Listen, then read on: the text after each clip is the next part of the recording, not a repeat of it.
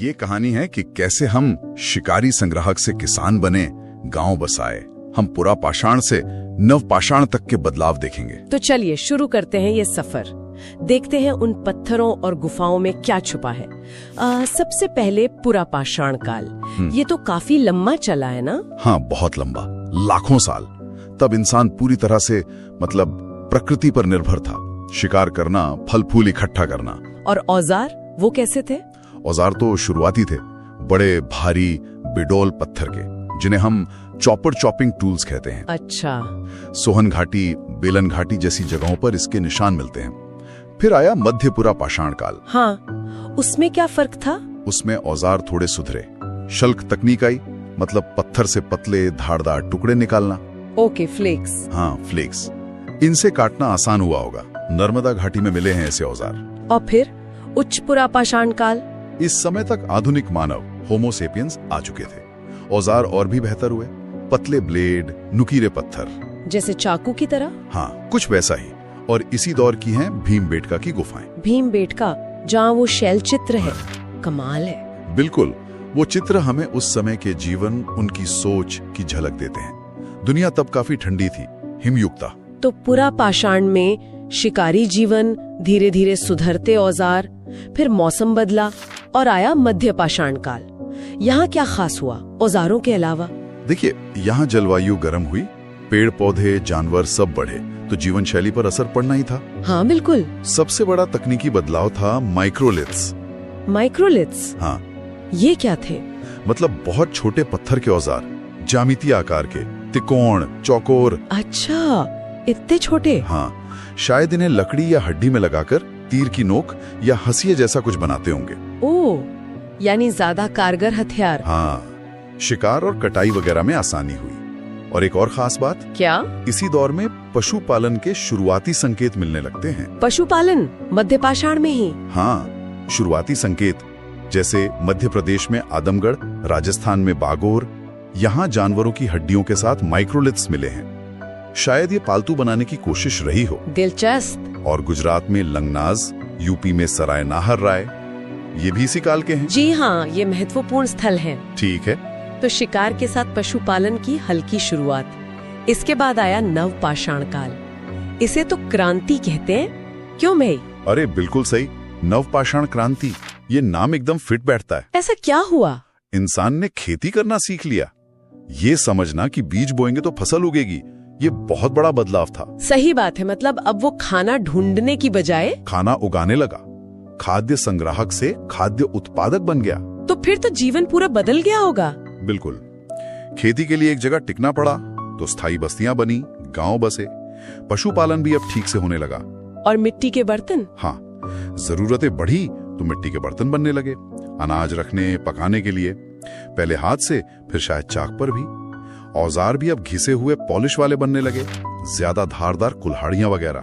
स्थायी गांव, खेती, बर्तन, पॉलिशदार औजार। वाह, कौन सी जगह है जो इस क्रांति का सबूत देती हैं? परीक्षाओं के लिए जरूरी। सबसे अहम है मेहरगढ़, जो अब पाकिस्तान में है। यहाँ खेती पशुपालन के बहुत पुराने सबूत हैं। और भारत में? भारत में कश्मीर में बुर्जहोम और गुफकराल, वहाँ गड्ढों वाले घर मिले हैं, पिट ड्वेलिंग्स, शायद ठंड से बचने के लिए। गड्ढों वाले घर? अच्छा। और वहाँ कब्रों में मालिक के साथ कुत्ते भी दफनाए गए हैं। अरे, मालिक के साथ कुत्ते? और बाकी जगह? बिहार में चिरांद, वहाँ हड्डी के औजार बहुत मिले हैं। यूपी में कोल्हेवा और महागाड़ा, जहाँ से चावल के प्राचीनतम साक्ष्यों में से कुछ मिलते हैं। चावल? और दक्षिण भारत? दक्षिण में मस्की, ब्रह्मगिरी, पिकलीहल, वहाँ रागी जैसे अनाज उगाने और राख के टीले, ऐश माउंड्स मिले हैं। राख के टीले वो कैसे बने? शायद जहाँ मवेशी रखे जाते थे, वहाँ गोबर जमा होकर जल गया हो लंबे समय तक। समझ गया। तो ये था पाषाण काल का पूरा सफर, साधारण पत्थर के औजारों से शुरू होकर खेती और गांव बसाने तक। हाँ, और इन्हीं बदलावों ने आगे चलकर हड़प्पा जैसी सभ्यताओं की नींव रखी। हर काल की अपनी पहचान, अपने औजार, अपनी जगह। पुरा पाषाण के शिकारी, मध्य पाषाण के माइक्रोलिथ्स और नव पाषाण की क्रांति। बिल्कुल। और ये देखना कितना दिलचस्प है कि कैसे माहौल बदला, जरूरतें बदली और इंसान ने नई तकनीकें ईजाद। जहां इंसान ने पहली बार धातु का जादू समझा, ताम्रपाषाण युग। यानी कैल्कोलिथिक एज। वो दौर जब पत्थर के साथ साथ वो चमचमाते तांबे का इस्तेमाल शुरू हुआ। और देखिए, प्रतियोगी परीक्षाओं के लिए भी ये समझना बहुत जरूरी है कि इस एक खोज ने, मतलब तांबे ने, कैसे सब कुछ बदलना शुरू कर दिया। बिल्कुल, ये महज एक धातु की खोज नहीं थी। इसको ऐसे देखना चाहिए कि ये मानव विकास का एक बहुत बड़ा कदम था। हाँ। पत्थर के औजारों पर जो निर्भरता थी, उससे धातु की दुनिया में आना, इसने आने वाले भविष्य की नींव रखी। ये समझना जरूरी है कि ये बदलाव कैसे आया और इसके मायने क्या थे। तो इस युग की सबसे खास पहचान क्या मानी जाए? जाहिर है तांबा, है ना, इंसान द्वारा खोजी गई पहली धातु। हाँ बिल्कुल, तांबा ही। लेकिन क्या इसका असर सिर्फ नए औजारों तक ही सीमित था, या इसने मतलब उस वक्त के समाज को भी बदला? बहुत अच्छा सवाल है। देखिए, तांबे ने सिर्फ बेहतर और शायद ज्यादा टिकाऊ औजार ही नहीं दिए। कैसे? सोचिए ना, धातु को जमीन से निकालना, फिर उसे गलाना, फिर उससे औजार या बर्तन बनाना, इसके लिए खास हुनर चाहिए। हाँ, ये तो है। तो शायद कुछ लोग इन कामों में माहिर हो गए होंगे, एक्सपर्ट बन गए होंगे, और इससे सामाजिक संरचना में धीरे धीरे बदलाव की शुरुआत हुई होगी। दिलचस्प है। और इनके रहन सहन के बारे में क्या पता चलता है? हमने सुना है कि ये लोग ज्यादातर ग्रामीण समुदायों में रहते थे, कोई बड़े शहर नहीं थे इस वक्त। हाँ बिल्कुल, इस दौर के लोग ज्यादातर गाँवों में ही रहते थे। खेती और पशुपालन यही मुख्य आधार थे जीवन के। अच्छा। और एक और दिलचस्प बात इनके अंतिम संस्कार के तरीके में दिखती है।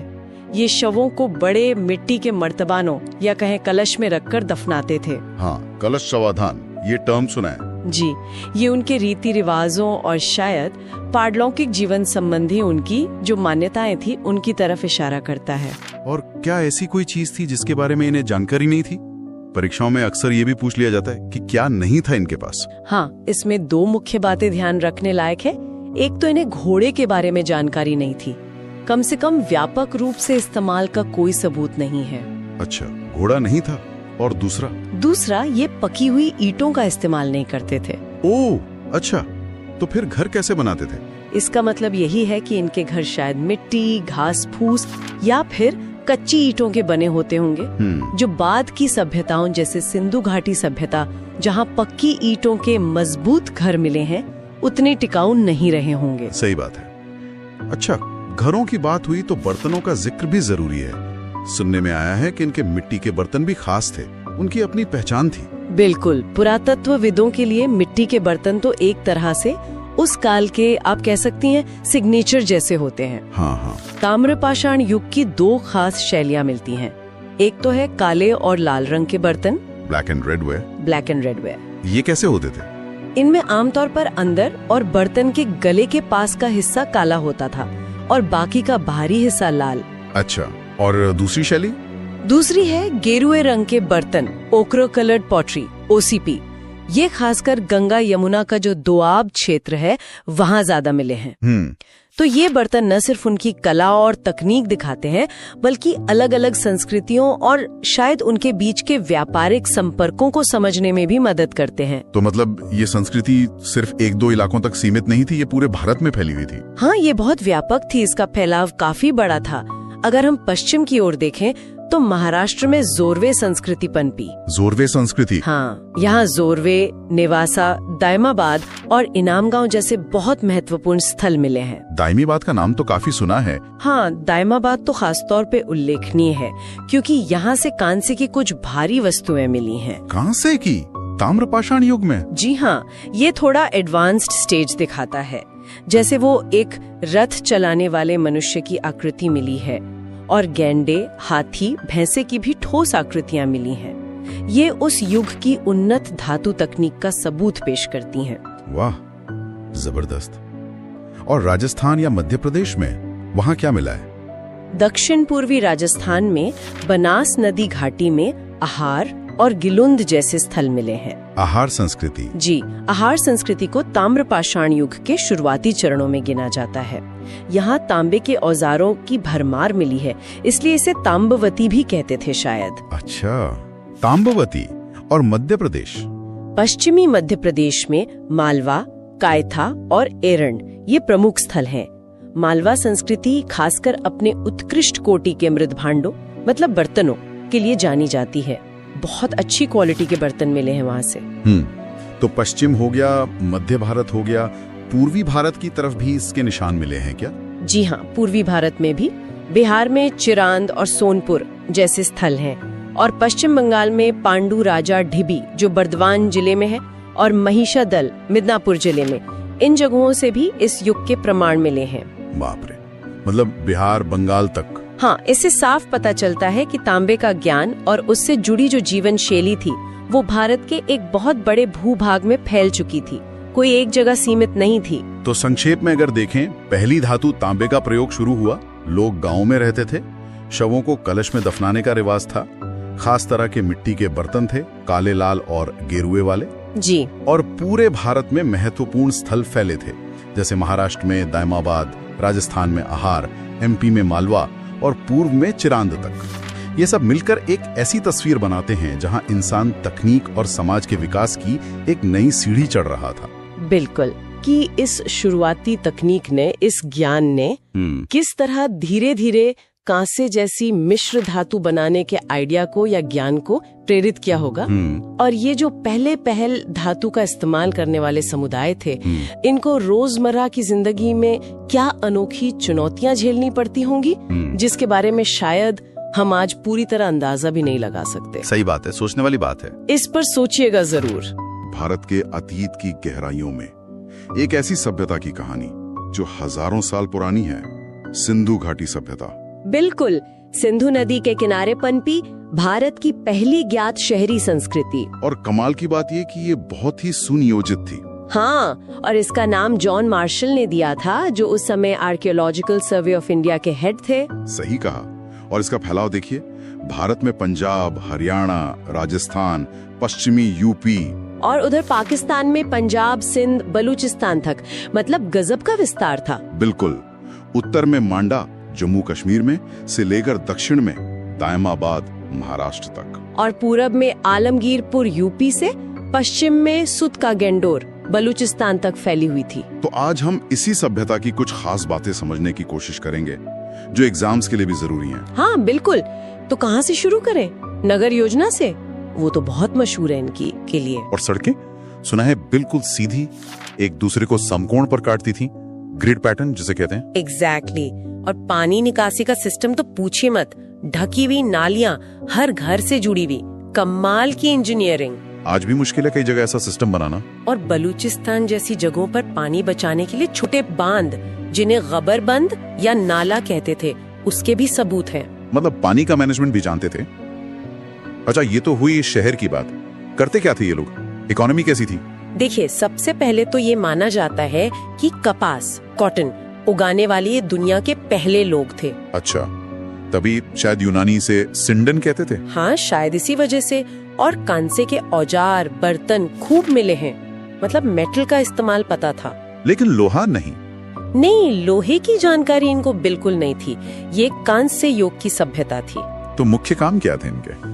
कपड़ा बनाना, ईंटें पकाना, नाव बनाना, और हाँ, मनके और गहने बनाने में ये लोग माहिर थे। बहुत सुंदर ज्वेलरी मिली है। सोना कहाँ से आता था? सोना शायद कर्नाटक से आता था, और जेडाइट जैसा पत्थर तो दूर, असम से, दाऊजली हेडिंग वाले इलाके से। वाह। और मिट्टी के बर्तन, वो तो मिले ही होंगे। हाँ बिल्कुल, चाक पर बने हुए बढ़िया क्वालिटी के मिट्टी के बर्तन मिले हैं। तो मतलब व्यापार भी होता होगा जोरों पर, इतना सब बन रहा था तो। बिल्कुल, हजारों मोहरें मिली हैं, ज्यादातर सेलखड़ी यानी स्टीटाइट की, कुछ टेराकोटा की भी।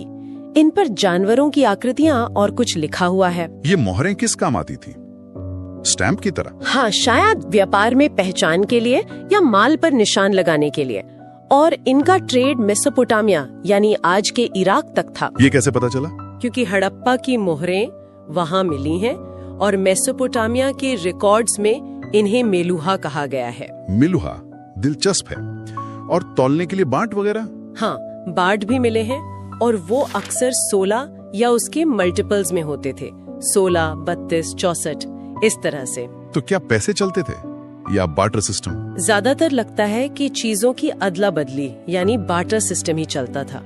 कीमती पत्थर जैसे लैपिस लाजुली का भी ट्रेड होता था। इतना सब ऑर्गेनाइज था तो समाज कैसा था? कोई राजा या पुजारी का राज? यही तो एक बड़ा सवाल है। मंदिर या महल जैसी कोई भव्य इमारतें नहीं मिली हैं। तो फिर कौन चलाता था सब? अंदाजा ये है कि शायद कोई एक राजा नहीं, बल्कि व्यापारियों का या कुछ लोगों की समिति का शासन रहा होगा। और धर्म, पूजा पाठ? मंदिरों के सबूत तो नहीं है, पर धार्मिक मान्यताएं थीं। जैसे लिंगम और योनि की पूजा के संकेत मिले हैं, मातृ देवी की मिट्टी की मूर्तियां मिली हैं, पेड़ों और पशुओं की पूजा भी होती थी शायद। वो पशुपति वाली मोहर भी तो है। हाँ, एक मोहर पर योगी जैसी मुद्रा में एक आकृति है जिसके चारों ओर। अब मेरा अगला टॉपिक है वैदिक काल। भारतीय इतिहास का आप कह सकते हैं एक बहुत महत्वपूर्ण चरण। इसे समझने के लिए हम इसे दो हिस्सों में देखेंगे, पूर्व वैदिक या ऋग्वैदिक काल और फिर उत्तर वैदिक काल। हमारा मकसद है कि परीक्षा के नजरिए से जो मुख्य बातें हैं उन्हें जल्दी से दोहरा लिया जाए। तो पहले चलते हैं ऋग्वैदिक काल में। समाज की सबसे छोटी इकाई थी कुल, मतलब परिवार। कई कुल मिलकर ग्राम, फिर विश्व और सबसे ऊपर जन, है ना? और राजनीतिक फैसले के लिए दो संस्थाएं थीं, सभा और समिति। बड़ी फेमस थी ये। एक और जरूरी बात, इस दौर में महिलाओं की स्थिति भी ठीक थी। वो सभाओं में हिस्सा ले सकती थी। विधवा पुनर्विवाह भी होता था। और हाँ, गाय का बहुत महत्व था। उसे अघन्या कहते थे, मतलब हाँ, अघन्या यानी जिसे मारा न जाए, बिल्कुल। और ये ध्यान रखना जरूरी है कि ये समाज मुख्य रूप से पशुपालक था, मतलब अर्ध घुमंतु टाइप। अर्थव्यवस्था का आधार ही पशुपालन था। खेती उतनी महत्वपूर्ण नहीं थी शुरू में। देवता भी प्रकृति वाले ज्यादा थे। इंद्र, जिन्हें पुरंदर भी कहा गया, अग्नि, वरुण, सोम, ये प्रमुख थे। वर्ण व्यवस्था की भी शुरुआत यहीं दिखती है, ब्राह्मण, क्षत्रिय, वैश्य, शूद्र। लेकिन हाँ, ये समझना बहुत जरूरी है कि ये कर्म पर आधारित थी, जन्म पर नहीं, और उतनी कठोर भी नहीं थी। अच्छा, तो फिर उत्तर वैदिक काल में क्या बदला? सुना है काफी बड़े परिवर्तन हुए। हाँ बिल्कुल, यहीं से कहानी काफी बदल जाती है। देखिए, सबसे बड़ा बदलाव था लोहे का इस्तेमाल। वो शुरू हो गया। अब लोहे से जंगल साफ करना आसान हुआ तो खेती बढ़ी। तो जो समाज पहले पशुओं पर ज्यादा निर्भर था, वो अब कृषि प्रधान बन गया। चावल, गेहूं मुख्य फसलें हो गईं और लोग स्थायी रूप से बसने लगे। गांव, बस्तियां बनने लगीं। वो जो छोटे छोटे जन थे ना, वो मिलकर बड़े जनपद बन गए। राजा अब ज्यादा शक्तिशाली हो गया। सभा समिति का महत्व थोड़ा कम हो गया। और इसका समाज पर क्या असर पड़ा? फिर सीधा फर्क पड़ा होगा। हाँ बिल्कुल, सीधा असर पड़ा। वो जो वर्ण व्यवस्था पहले कर्म आधारित थी, वो अब जन्म पर आधारित हो गई, और ज्यादा कठोर भी। समाज एकदम 4 वर्णों में बट गया। इसी समय गोत्र व्यवस्था भी शुरू हुई, मतलब एक ही पूर्वज से अपनी उत्पत्ति मानना। महिलाओं की स्थिति में भी गिरावट आई। उनको सभाओं से बाहर कर दिया गया। शिक्षा के अवसर भी पहले से कम हो गए। और वो 4 आश्रमों की व्यवस्था, ब्रह्मचर्य, गृहस्थ, वानप्रस्थ, सन्यास, वो भी इसी दौर में स्थापित हुई। अच्छा, तो धर्म में भी बदलाव आए होंगे फिर तो? बिल्कुल। पहले जो यज्ञ वगैरह सरल थे, वो अब बहुत जटिल और खर्चीले हो गए। इससे क्या हुआ कि ब्राह्मण पुरोहितों का महत्व समाज में बहुत बढ़ गया। उनका प्रभाव बढ़ा। और बलि जो पहले ज्यादातर अपनी इच्छा से होती थी, वो अब एक तरह से अनिवार्य टैक्स जैसी हो गई। राजा की बढ़ती ताकत का संकेत था ये। देवता भी बदल गए। ऋग्वैदिक काल के इंद्र, अग्नि की जगह अब प्रजापति, मतलब सृष्टिकर्ता, विष्णु यानी पालक, और रुद्र जो शिव का एक रूप है, संहारक, ये ज्यादा महत्वपूर्ण हो गए। इस पूरे काल को समझने के लिए इसका साहित्य देखना भी तो जरूरी है।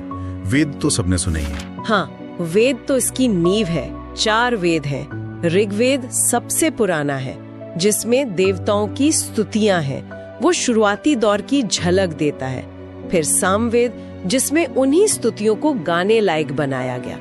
कह सकते हैं भारतीय संगीत का स्रोत। यजुर्वेद में यज्ञ करने की विधियां हैं। ये उत्तर वैदिक काल के बढ़ते कर्मकांड को दिखाता है। और अथर्ववेद, इसमें आपको जादू टोना, बीमारियां दूर करने के मंत्र, औषधियां मिलेंगी। ये आम लोगों के जीवन से ज्यादा जुड़ा लगता है। वेदों के अलावा भी तो और ग्रंथ है ना? हाँ, बहुत हैं। वेदों को समझने के लिए लिखे गए, जैसे ब्राह्मण ग्रंथ है, जो वेदों की गद्य में व्याख्या करते हैं, खासकर कर्म कांडों की। फिर आरण्यक है, जंगल की किताबें। इनमें दार्शनिक चिंतन ज्यादा है। और सबसे महत्वपूर्ण उपनिषद। इन्हें वेदांत भी कहते हैं क्योंकि ये वेदों के अंत में आते हैं और उनका सार है। इनमें आत्मा, ब्रह्म, कर्म, मोक्ष जैसे बहुत गहरे विषयों पर चर्चा है। यहीं से भारतीय दर्शन की सही मायने में शुरुआत होती है।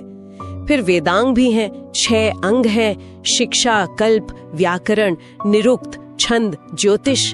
ये वेदों को सही से पढ़ने समझने में मदद करते हैं। इनके अलावा पुराण है, उपवेद है, जैसे आयुर्वेद। ये सब उसी परंपरा का हिस्सा है। अच्छा, और इसी दौर में वो भारत के 6 प्रमुख दर्शन यानी षड्दर्शन भी उभरे थे। सही कहा। वैदिक काल के अंत तक ये 6 विचारधाराएं विकसित हो गई। न्याय, जो तर्क पर जोर देता है, वैशेषिक, अणु सिद्धांत वाला, सांख्य, जो दुनिया को पुरुष और प्रकृति से समझता है, ये सबसे पुराना माना जाता है। फिर योग, मन शरीर के नियंत्रण से मोक्ष वाला, पूर्व मीमांसा, जो कर्म कांड पर बल देता है, और उत्तर मीमांसा या वेदांत, जो ज्ञान और उपनिषदों पर केंद्रित है। ये दिखाता है कि उस युग में सिर्फ कर्मकांड ही नहीं बल्कि तर्क और ज्ञान पर भी कितना गहरा विचार हो रहा था। अब मेरा अगला टॉपिक है जैन धर्म। ये एग्जाम्स के लिहाज से काफी जरूरी टॉपिक है। इसकी शुरुआत मतलब तीर्थंकरों से मानी जाती है।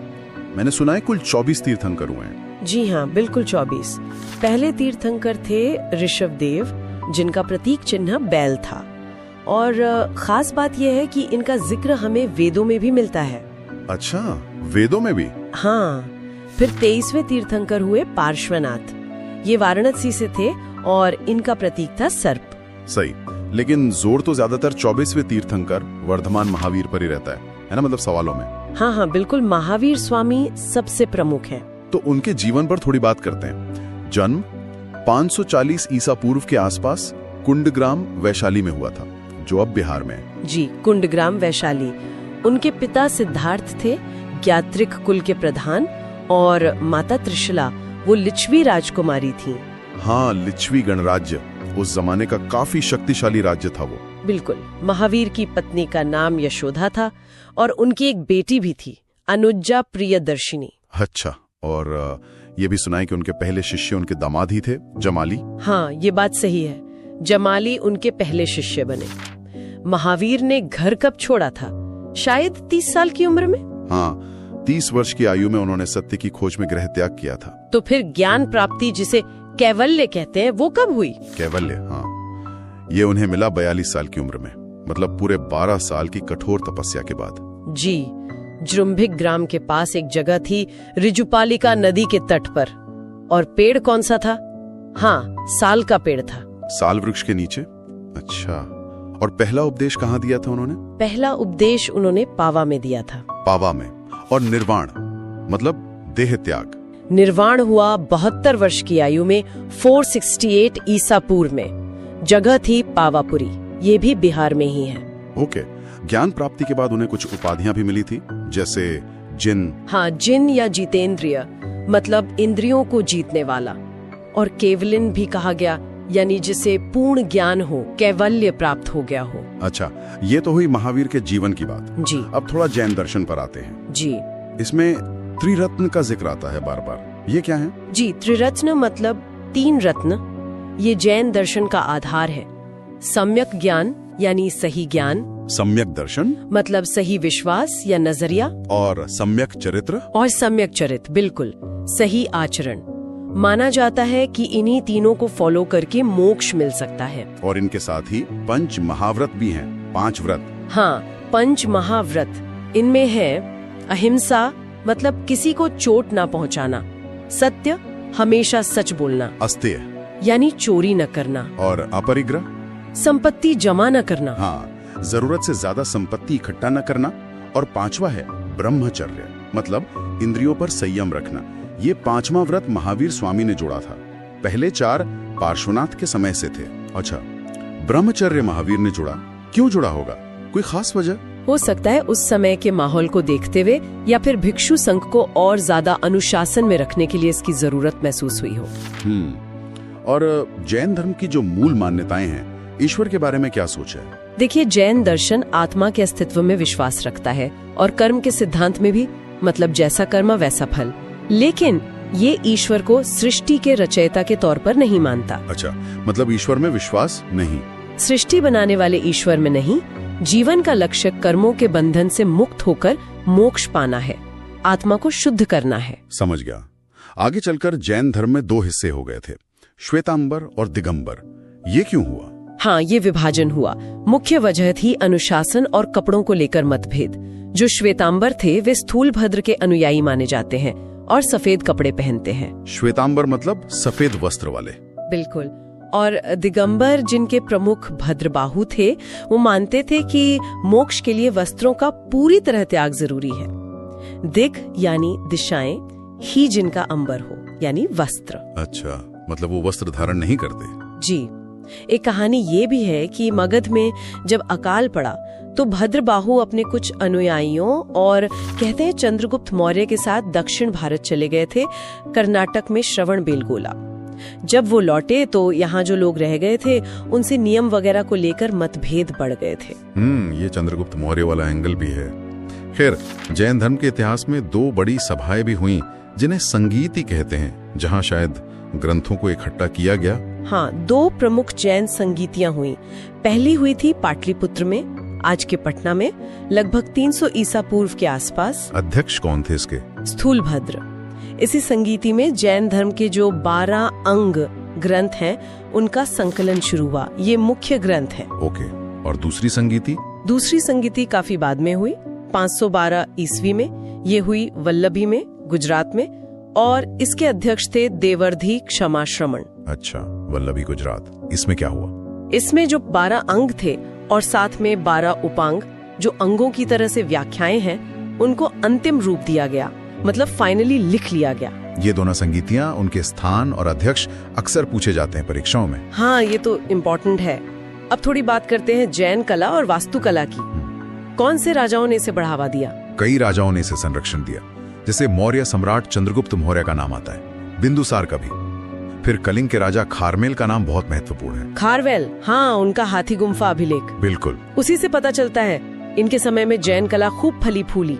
कर्नाटक में श्रवणबेलगोला में भगवान बाहुबली की विशाल मूर्ति है, गोमतेश्वर भी कहते हैं। वो तो बहुत ही प्रसिद्ध है। हाँ, वो तो बहुत ऊंची मूर्ति है, एक ही पत्थर से बनी हुई। जी। फिर ओडिशा में राजा खारवेल ने उदयगिरी और खंडगिरी की गुफाएं बनवाई, वो भी जैन भिक्षुओं के लिए थी। हाथी गुम्फा शिलालेख तो वही है। और राजस्थान में वो दिलवाड़ा मंदिर? हाँ, राजस्थान में माउंट आबू पर दिलवाड़ा के जैन मंदिर, वो तो संगमरमर की नक्काशी के लिए दुनिया भर में मशहूर है। उन्हें विमल शाह जैसे मंत्रियों ने बनवाया था, जो सोलंकी राजाओं के मंत्री थे। कमाल की कारीगरी है वहाँ। जैन मठों को बस्ती भी कहते हैं शायद। हाँ, दक्षिण भारत में खासकर जैन मठों या बस्तियों के लिए बस्ती शब्द इस्तेमाल होता है। तो कुल मिला के देखें तो जैन धर्म का भारतीय दर्शन, कला, संस्कृति सब पर एक गहरा असर रहा है। निश्चित रूप से। अहिंसा का सिद्धांत हो या उनकी वास्तुकला, सब में उनकी छाप दिखती है। तो आज हमने जैन धर्म के प्रमुख तीर्थंकरों, खासकर महावीर स्वामी के जीवन को समझा, उनके दर्शन में त्रिरत्न और पंच महाव्रत देखे, श्वेतांबर दिगंबर का विभाजन जाना, महत्वपूर्ण संगीतियों पर बात की और जैन वास्तुकला के कुछ खास उदाहरण भी देखे। जी, एक अच्छी रिविजन हो गई इन सब पॉइंट्स के। इस चर्चा को सुनने के लिए धन्यवाद। अब एक सवाल जो दिमाग में आता है, क्या आज के समय में जहाँ इतनी हिंसा है, चीजें जमा करने की होड़ है, जैन धर्म के जो सिद्धांत हैं, अहिंसा और अपरिग्रह वाले, क्या वो पहले से भी ज्यादा जरूरी, ज्यादा प्रासंगिक नहीं हो गए हैं? सोचने वाली बात है। अगला विषय है बौद्ध धर्म। जी। ये प्रतियोगी परीक्षाओं के लिए, मतलब एसएससी, यूपीएससी वगैरह के लिए एक बहुत ही महत्वपूर्ण टॉपिक है। तो चलिए इसके मुख्य पहलुओं को समझते हैं। सबसे पहले गौतम बुद्ध के जीवन की जो प्रमुख घटनाएं हैं उन पर एक नजर डालते हैं। जी। उनका जन्म 563 ईसा पूर्व लुम्बिनी में हुआ था, कपिलवस्तु के पास, शाक्य कुल में। हाँ, पिता शुद्धोधन और माता महामाया, लेकिन उनका पालन पोषण उनकी सौतेली माँ प्रजापति गौतमी ने किया था। अच्छा, और पत्नी यशोधरा, पुत्र राहुल, यहाँ तक तो ठीक है, सामान्य जानकारी।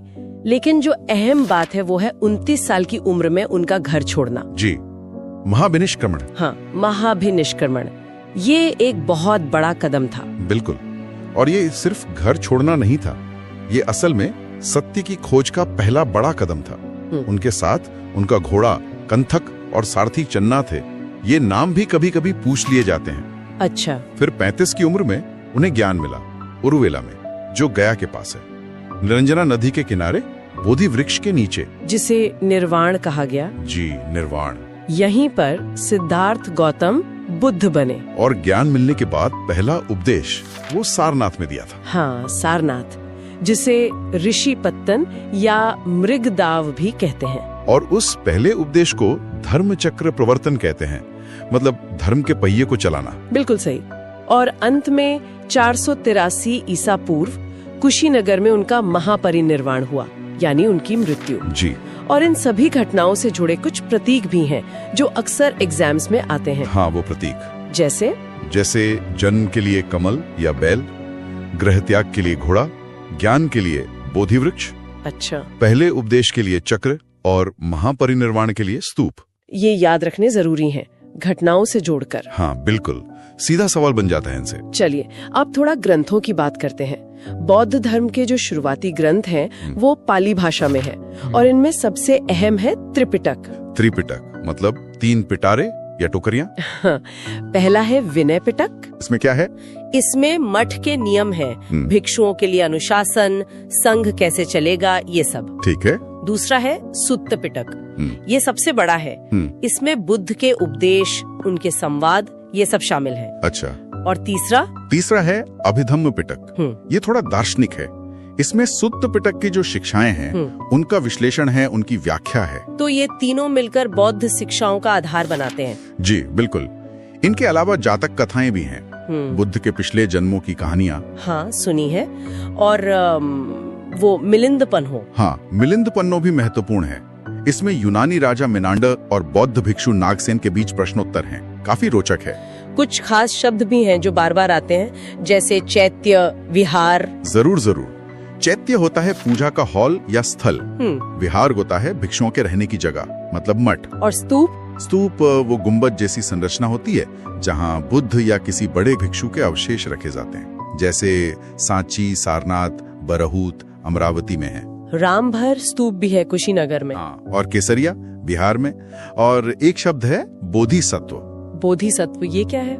ये महायान शाखा का एक महत्वपूर्ण विचार है। बोधिसत्व वो हैं जो बुद्धत्व के रास्ते पर हैं, लेकिन अपना निर्वाण टाल देते हैं ताकि दूसरों की मुक्ति में मदद कर सकें। अच्छा, अब आते हैं बौद्ध संगीतियों पर, मतलब काउंसिल्स पर। ये क्यों हुई थी? ये सभाएं मुख्य रूप से बुद्ध के उपदेशों को इकट्ठा करने, उनमें अगर कोई मतभेद हो तो उसे दूर करने और उन्हें सुरक्षित रखने के लिए हुई। 4 प्रमुख संगीतियां मानी जाती हैं। पहली हुई थी 483 ईसा पूर्व में, बुद्ध के महापरिनिर्वाण के तुरंत बाद राजगृह में। जी, अजातशत्रु उस समय संरक्षक थे और अध्यक्ष थे महाकश्यप। यहीं पर विनय और सुत्त पिटक को संकलित किया गया। फिर दूसरी ठीक 100 साल बाद 383 ईसा पूर्व वैशाली में हुई। कालाशोक के समय अध्यक्ष थे सबकामी। यहाँ क्या हुआ? यहाँ अनुशासन के कुछ नियमों पर मतभेद हुआ और संघ 2 हिस्सों में बढ़ गया, स्थविरवादीन और महासांगिक। ये आगे चलकर बड़े संप्रदायों का आधार बने। अच्छा, तीसरी संगीति पाटलिपुत्र में हुई सम्राट अशोक के समय, लगभग 250 ईसा पूर्व। हाँ, अध्यक्ष थे मोगलीपुत्र तिस। इसमें अभिधम्म पिटक को अंतिम रूप दिया गया। और चौथी? वो तो काफी बाद में हुई। जी, चौथी हुई कश्मीर के कुंडलवन में, कनिष्क के समय, लगभग 72 ईस्वी। वसुमित्र अध्यक्ष थे और अश्वघोष उपाध्यक्ष। और यहीं पर बौद्ध धर्म स्पष्ट रूप से हीनयान और महायान में बढ़ गया है ना? बिल्कुल, यहीं ये विभाजन पक्का हो गया। तो ये हीनयान और महायान, इनमें मुख्य अंतर क्या था? देखिए, हीनयान मतलब छोटा वाहन, ये बुद्ध की जो मूल शिक्षाएं थी उन्हीं पर जोर देता था। व्यक्तिगत मुक्ति मतलब अरहत बनना। अच्छा। ये लोग पाली भाषा का प्रयोग करते थे और बुद्ध को एक महापुरुष मानते थे, ईश्वर नहीं। मूर्ति पूजा नहीं करते थे। और महायान यानी बड़ा वाहन, इसमें बोधिसत्व की अवधारणा आई, जो हमने अभी बात की, सभी प्राणियों की मुक्ति का लक्ष्य। इन्होंने संस्कृत का प्रयोग ज्यादा किया और बुद्ध की मूर्ति पूजा भी शुरू की। बाद में एक और शाखा आई, वज्रयान, जिसमें थोड़ा तांत्रिक प्रभाव भी दिखता है। समझ गई। अब आखिर में बौद्ध धर्म का जो मूल दर्शन है, 4 आर्य सत्य, ये क्या है? ये बुद्ध के ज्ञान का सार है, बहुत महत्वपूर्ण। पहला सत्य, संसार में दुख है, मतलब जीवन में दुख मौजूद है। दुख, ठीक है। दूसरा, दुख का कारण है और वो कारण है तृष्णा, यानी इच्छा, लगाव, आसक्ति। दुख समुदाय। अच्छा, इच्छा ही दुख का कारण है। तीसरा, दुख का निवारण संभव है, इस दुख को खत्म किया जा सकता है, इसे कहते हैं दुख निरोध यानी निर्वाण। और चौथा? चौथा, इस दुख निरोध तक पहुंचने का एक मार्ग है, दुख निरोध गामिनी प्रतिपदा। और वही मार्ग है अष्टांगिक मार्ग, है ना, द 8-fold पाथ। बिल्कुल, 8 अंगों वाला मार्ग। सम्यक दृष्टि, सम्यक संकल्प, सम्यक वाक, सम्यक कर्मांत, सम्यक आजीव, सम्यक व्यायाम, सम्यक स्मृति और सम्यक समाधि। सही समझ, सही इरादा, सही वचन, सही कर्म, सही जीविका, सही प्रयास, सही सजगता और सही एकाग्रता। ये सिर्फ नियम नहीं बल्कि जीने का एक तरीका है। हाँ, एक संतुलित व्यवहारिक तरीका जो निर्वाण की ओर ले जाता है। ये दिखाता है कि बौद्ध धर्म सिर्फ पूजा पाठ नहीं, एक गहरा दर्शन भी है। तो ये थी बौद्ध धर्म से जुड़ी कुछ खास बातें जो परीक्षा की तैयारी में यकीनन मदद करेंगी। जी हाँ, और इन्हें सिर्फ रटना नहीं है बल्कि इनके आपसी कनेक्शन को समझना जरूरी है। सही कहा। जैसे ये सोचना कि कैसे एक राजकुमार की व्यक्तिगत खोज एक विश्व धर्म बन गई, जिसके सिद्धांत आज भी कितने प्रासंगिक हैं। ये सोचने वाली बात है कि 2500 साल पुराने दुख और उसके निवारण के ये सिद्धांत आज की भागदौड़ भरी जिंदगी में भी कितने फिट बैठते हैं। अब मेरा अगला टॉपिक है महाजनपद। ये प्राचीन भारत के इतिहास का एक अहम हिस्सा है और खासकर उन लोगों के लिए जो प्रतियोगी परीक्षाओं की तैयारी कर रहे हैं, जैसे SSC, UPSC या फिर स्टेट PCS वगैरह। हाँ बिल्कुल, ये 6ठी शताब्दी ईसा पूर्व के आसपास का समय था जब भारत में अलग अलग हिस्सों में कई बड़े शक्तिशाली राज्य उभर कर आए। उन्हीं को महाजनपद कहा गया और हाँ, इनकी संख्या कुल 16 मानी जाती है। 16 महाजनपद, ठीक है। तो आज हम इन्हीं पर थोड़ी गहराई से बात करेंगे ताकि परीक्षा के नजरिए से जो जरूरी बातें हैं वो समझ आ जाएं। जी, कोशिश यही रहेगी। तो सबसे पहले ये कि हमें इनके बारे में पता कहाँ से चलता है, मतलब ये जो 16 की संख्या है ये कहाँ मिलती है? देखिए, जानकारी के मुख्य स्रोत तो प्राचीन धार्मिक ग्रंथ ही हैं, जैसे बौद्ध साहित्य है, जैन साहित्य है, उनमें इनका जिक्र मिलता है। अच्छा। हाँ, और कुछ पुराने व्याकरण से जुड़े लेखों में भी इनके नाम आते हैं। आमतौर पर ज्यादातर जगहों पर 16 महाजनपदों की सूची मिलती है, हालांकि एक आध जगह संख्या थोड़ी कम ज्यादा भी बताई गई है, पर परीक्षाओं के लिए 16 ही महत्वपूर्ण है। ठीक है, समझ गई। और क्या इन सभी 16 में मतलब शासन एक जैसा ही था या कुछ अलग भी था? नहीं, ये बहुत अच्छा सवाल है। इनमें फर्क था। ज्यादातर में तो राजतंत्र था, मतलब राजा का शासन। जैसा हम आम तौर पर सोचते हैं। हाँ, लेकिन कुछ महाजनपद ऐसे भी थे जो गणतंत्रीय थे, जिन्हें हम रिपब्लिक कह सकते हैं आज की भाषा में। गणतंत्र उस जमाने में, ये तो बड़ी दिलचस्प बात है। ये कैसे काम करते थे फिर? हाँ, ये खास है। गणतंत्रों में क्या था कि शासन किसी एक राजा के हाथ में नहीं था, बल्कि लोगों का कोई समूह या एक संघ, वो मिलकर शासन चलाता था। फैसले साथ में लिए जाते थे। अच्छा, उदाहरण है कोई इसके? बिल्कुल, वज्जी और मल्ल, ये 2 तो बहुत प्रमुख उदाहरण हैं गणराज्यों के। कुछ विद्वान मानते हैं कि कुरु और कंबोज में भी गणतंत्र जैसी व्यवस्था रही होगी। तो ये दिखाता है कि उस वक्त भी शासन के अलग अलग तरीके मौजूद थे। वाह, ये जानना तो बहुत जरूरी है। चलिए अब जरा कुछ प्रमुख महाजनपदों और उनके आज के इलाकों पर नजर डालते हैं ताकि याद रखने में आसानी हो। शुरुआत मगध से करें, वो सबसे शक्तिशाली माना जाता है शायद। हाँ बिल्कुल, मगध। इसकी शुरुआती राजधानी गिरिव्रज थी या राजगृह कह लीजिए। बाद में पाटलिपुत्र बनी, जो आज का पटना है। पटना, अच्छा जी। तो ये आज के दक्षिणी बिहार में जो पटना और गया के आसपास का इलाका है, वो था मगध। और अपनी लोकेशन और रिसोर्सेज की वजह से ये वाकई सबसे ताकतवर बन गया था। मगध के पास सीधा काशी है ना, राजधानी वाराणसी, आज का बनारस। हाँ, काशी, राजधानी वाराणसी। कहते हैं इसका नाम वरुणा और 80 नदियों के संगम के वजह से पड़ा। अच्छा, वरुणा और 80, इसीलिए वाराणसी, ठीक है। बिल्कुल। फिर गंगा के मैदानी इलाकों में और भी थे, जैसे कोसल था, राजधानी श्रावस्ती, ये आज के पूर्वी उत्तर प्रदेश वाला इलाका है। पूर्वी उत्तर प्रदेश। और वत्स था, राजधानी कौशाम्बी, ये आज के प्रयागराज मतलब इलाहाबाद के पास था। ये सब राज्य अपनी उपजाऊ जमीन और व्यापार के रास्तों की वजह से काफी महत्वपूर्ण थे। सही। अच्छा, मध्य भारत की तरफ आए तो अवंती का नाम सुना है? हाँ, अवंती ये भी बड़ा महाजनपद था। इसकी 2 राजधानियां थी, उत्तरी हिस्से की उज्जैनी और दक्षिणी हिस्से की माहिष्मती। 2 राजधानियां। जी, ये आज का जो मालवा क्षेत्र है मध्य प्रदेश का, वो इलाका था।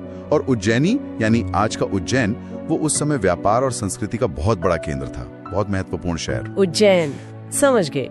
और अगर हम उत्तर पश्चिम की तरफ देखें तो उधर कौन से थे? उत्तर पश्चिम सीमा पर जाएं तो गांधार था, राजधानी तक्षशिला।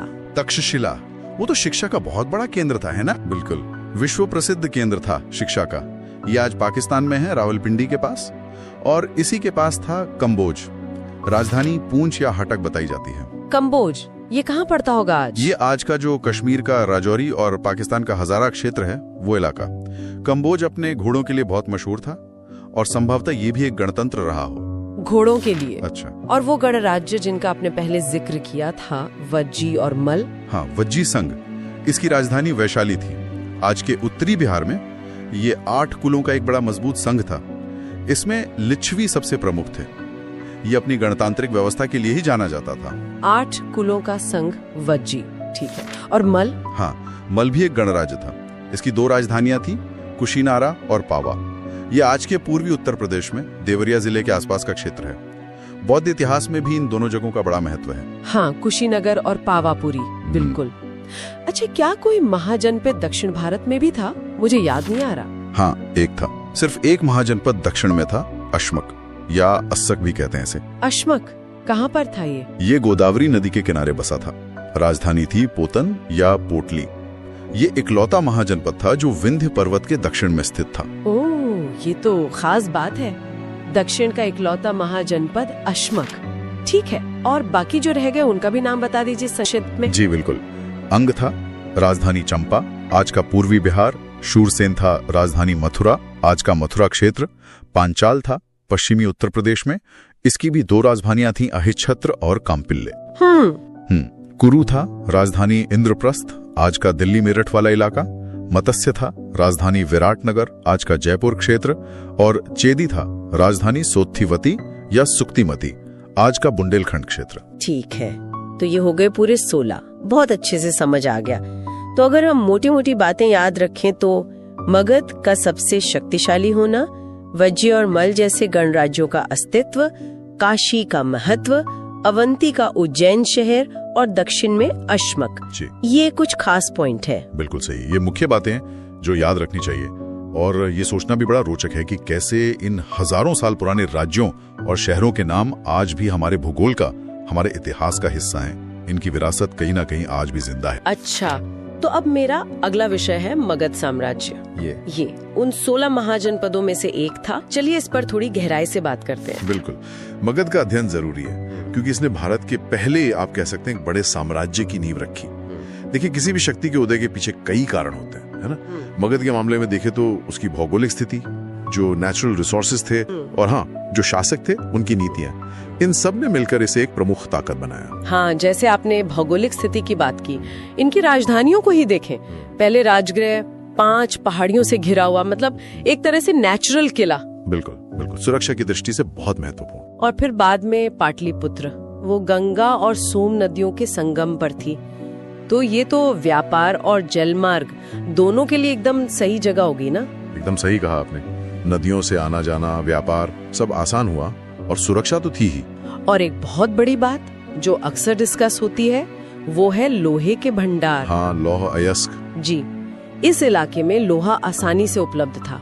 तो इससे क्या हुआ? बेहतर हथियार बने, खेती के लिए अच्छे औजार बने, तो जाहिर है फौजी ताकत भी बढ़ी और खेती में प्रोडक्शन भी बढ़ा, जिससे बड़ी सेना रखना आसान हो गया। अच्छा, तो ये तो हुई लोकेशन और रिसोर्सेज की बात। अब आते हैं राजवंशों पर। हर्यंक वंश से शुरुआत हुई थी, है ना? बिंबिसार। हाँ, हर्यंक वंश, बिंबिसार इसके प्रमुख शासक थे। उन्होंने अंग राज्य को जीता था और आसपास के जो राज्य थे जैसे कोसल, लिच्छवी, मद्र, उनसे वैवाहिक संबंध बनाए। मतलब डिप्लोमेसी और युद्ध दोनों का इस्तेमाल किया अपनी स्थिति मजबूत करने के लिए। काफी रणनीतिक चालें थी। बिल्कुल। फिर उनके बेटे आए, अजात शत्रु। इनके बारे में कहा जाता है कि इन्होंने अपने पिता की हत्या करके गद्दी हासिल की थी। अजातशत्रु ने भी विस्तार जारी रखा। काशी और जो समय का शक्तिशाली वज्जी संघ था, वैशाली वाला, उसको हराया। ये भी सुनने में आता है कि युद्ध में कुछ नई तकनीकें इस्तेमाल की, जैसे वो रथ मूसल और महाशिला कंटक जैसे कुछ इंजिन्स, और किलों की घेराबंदी भी की।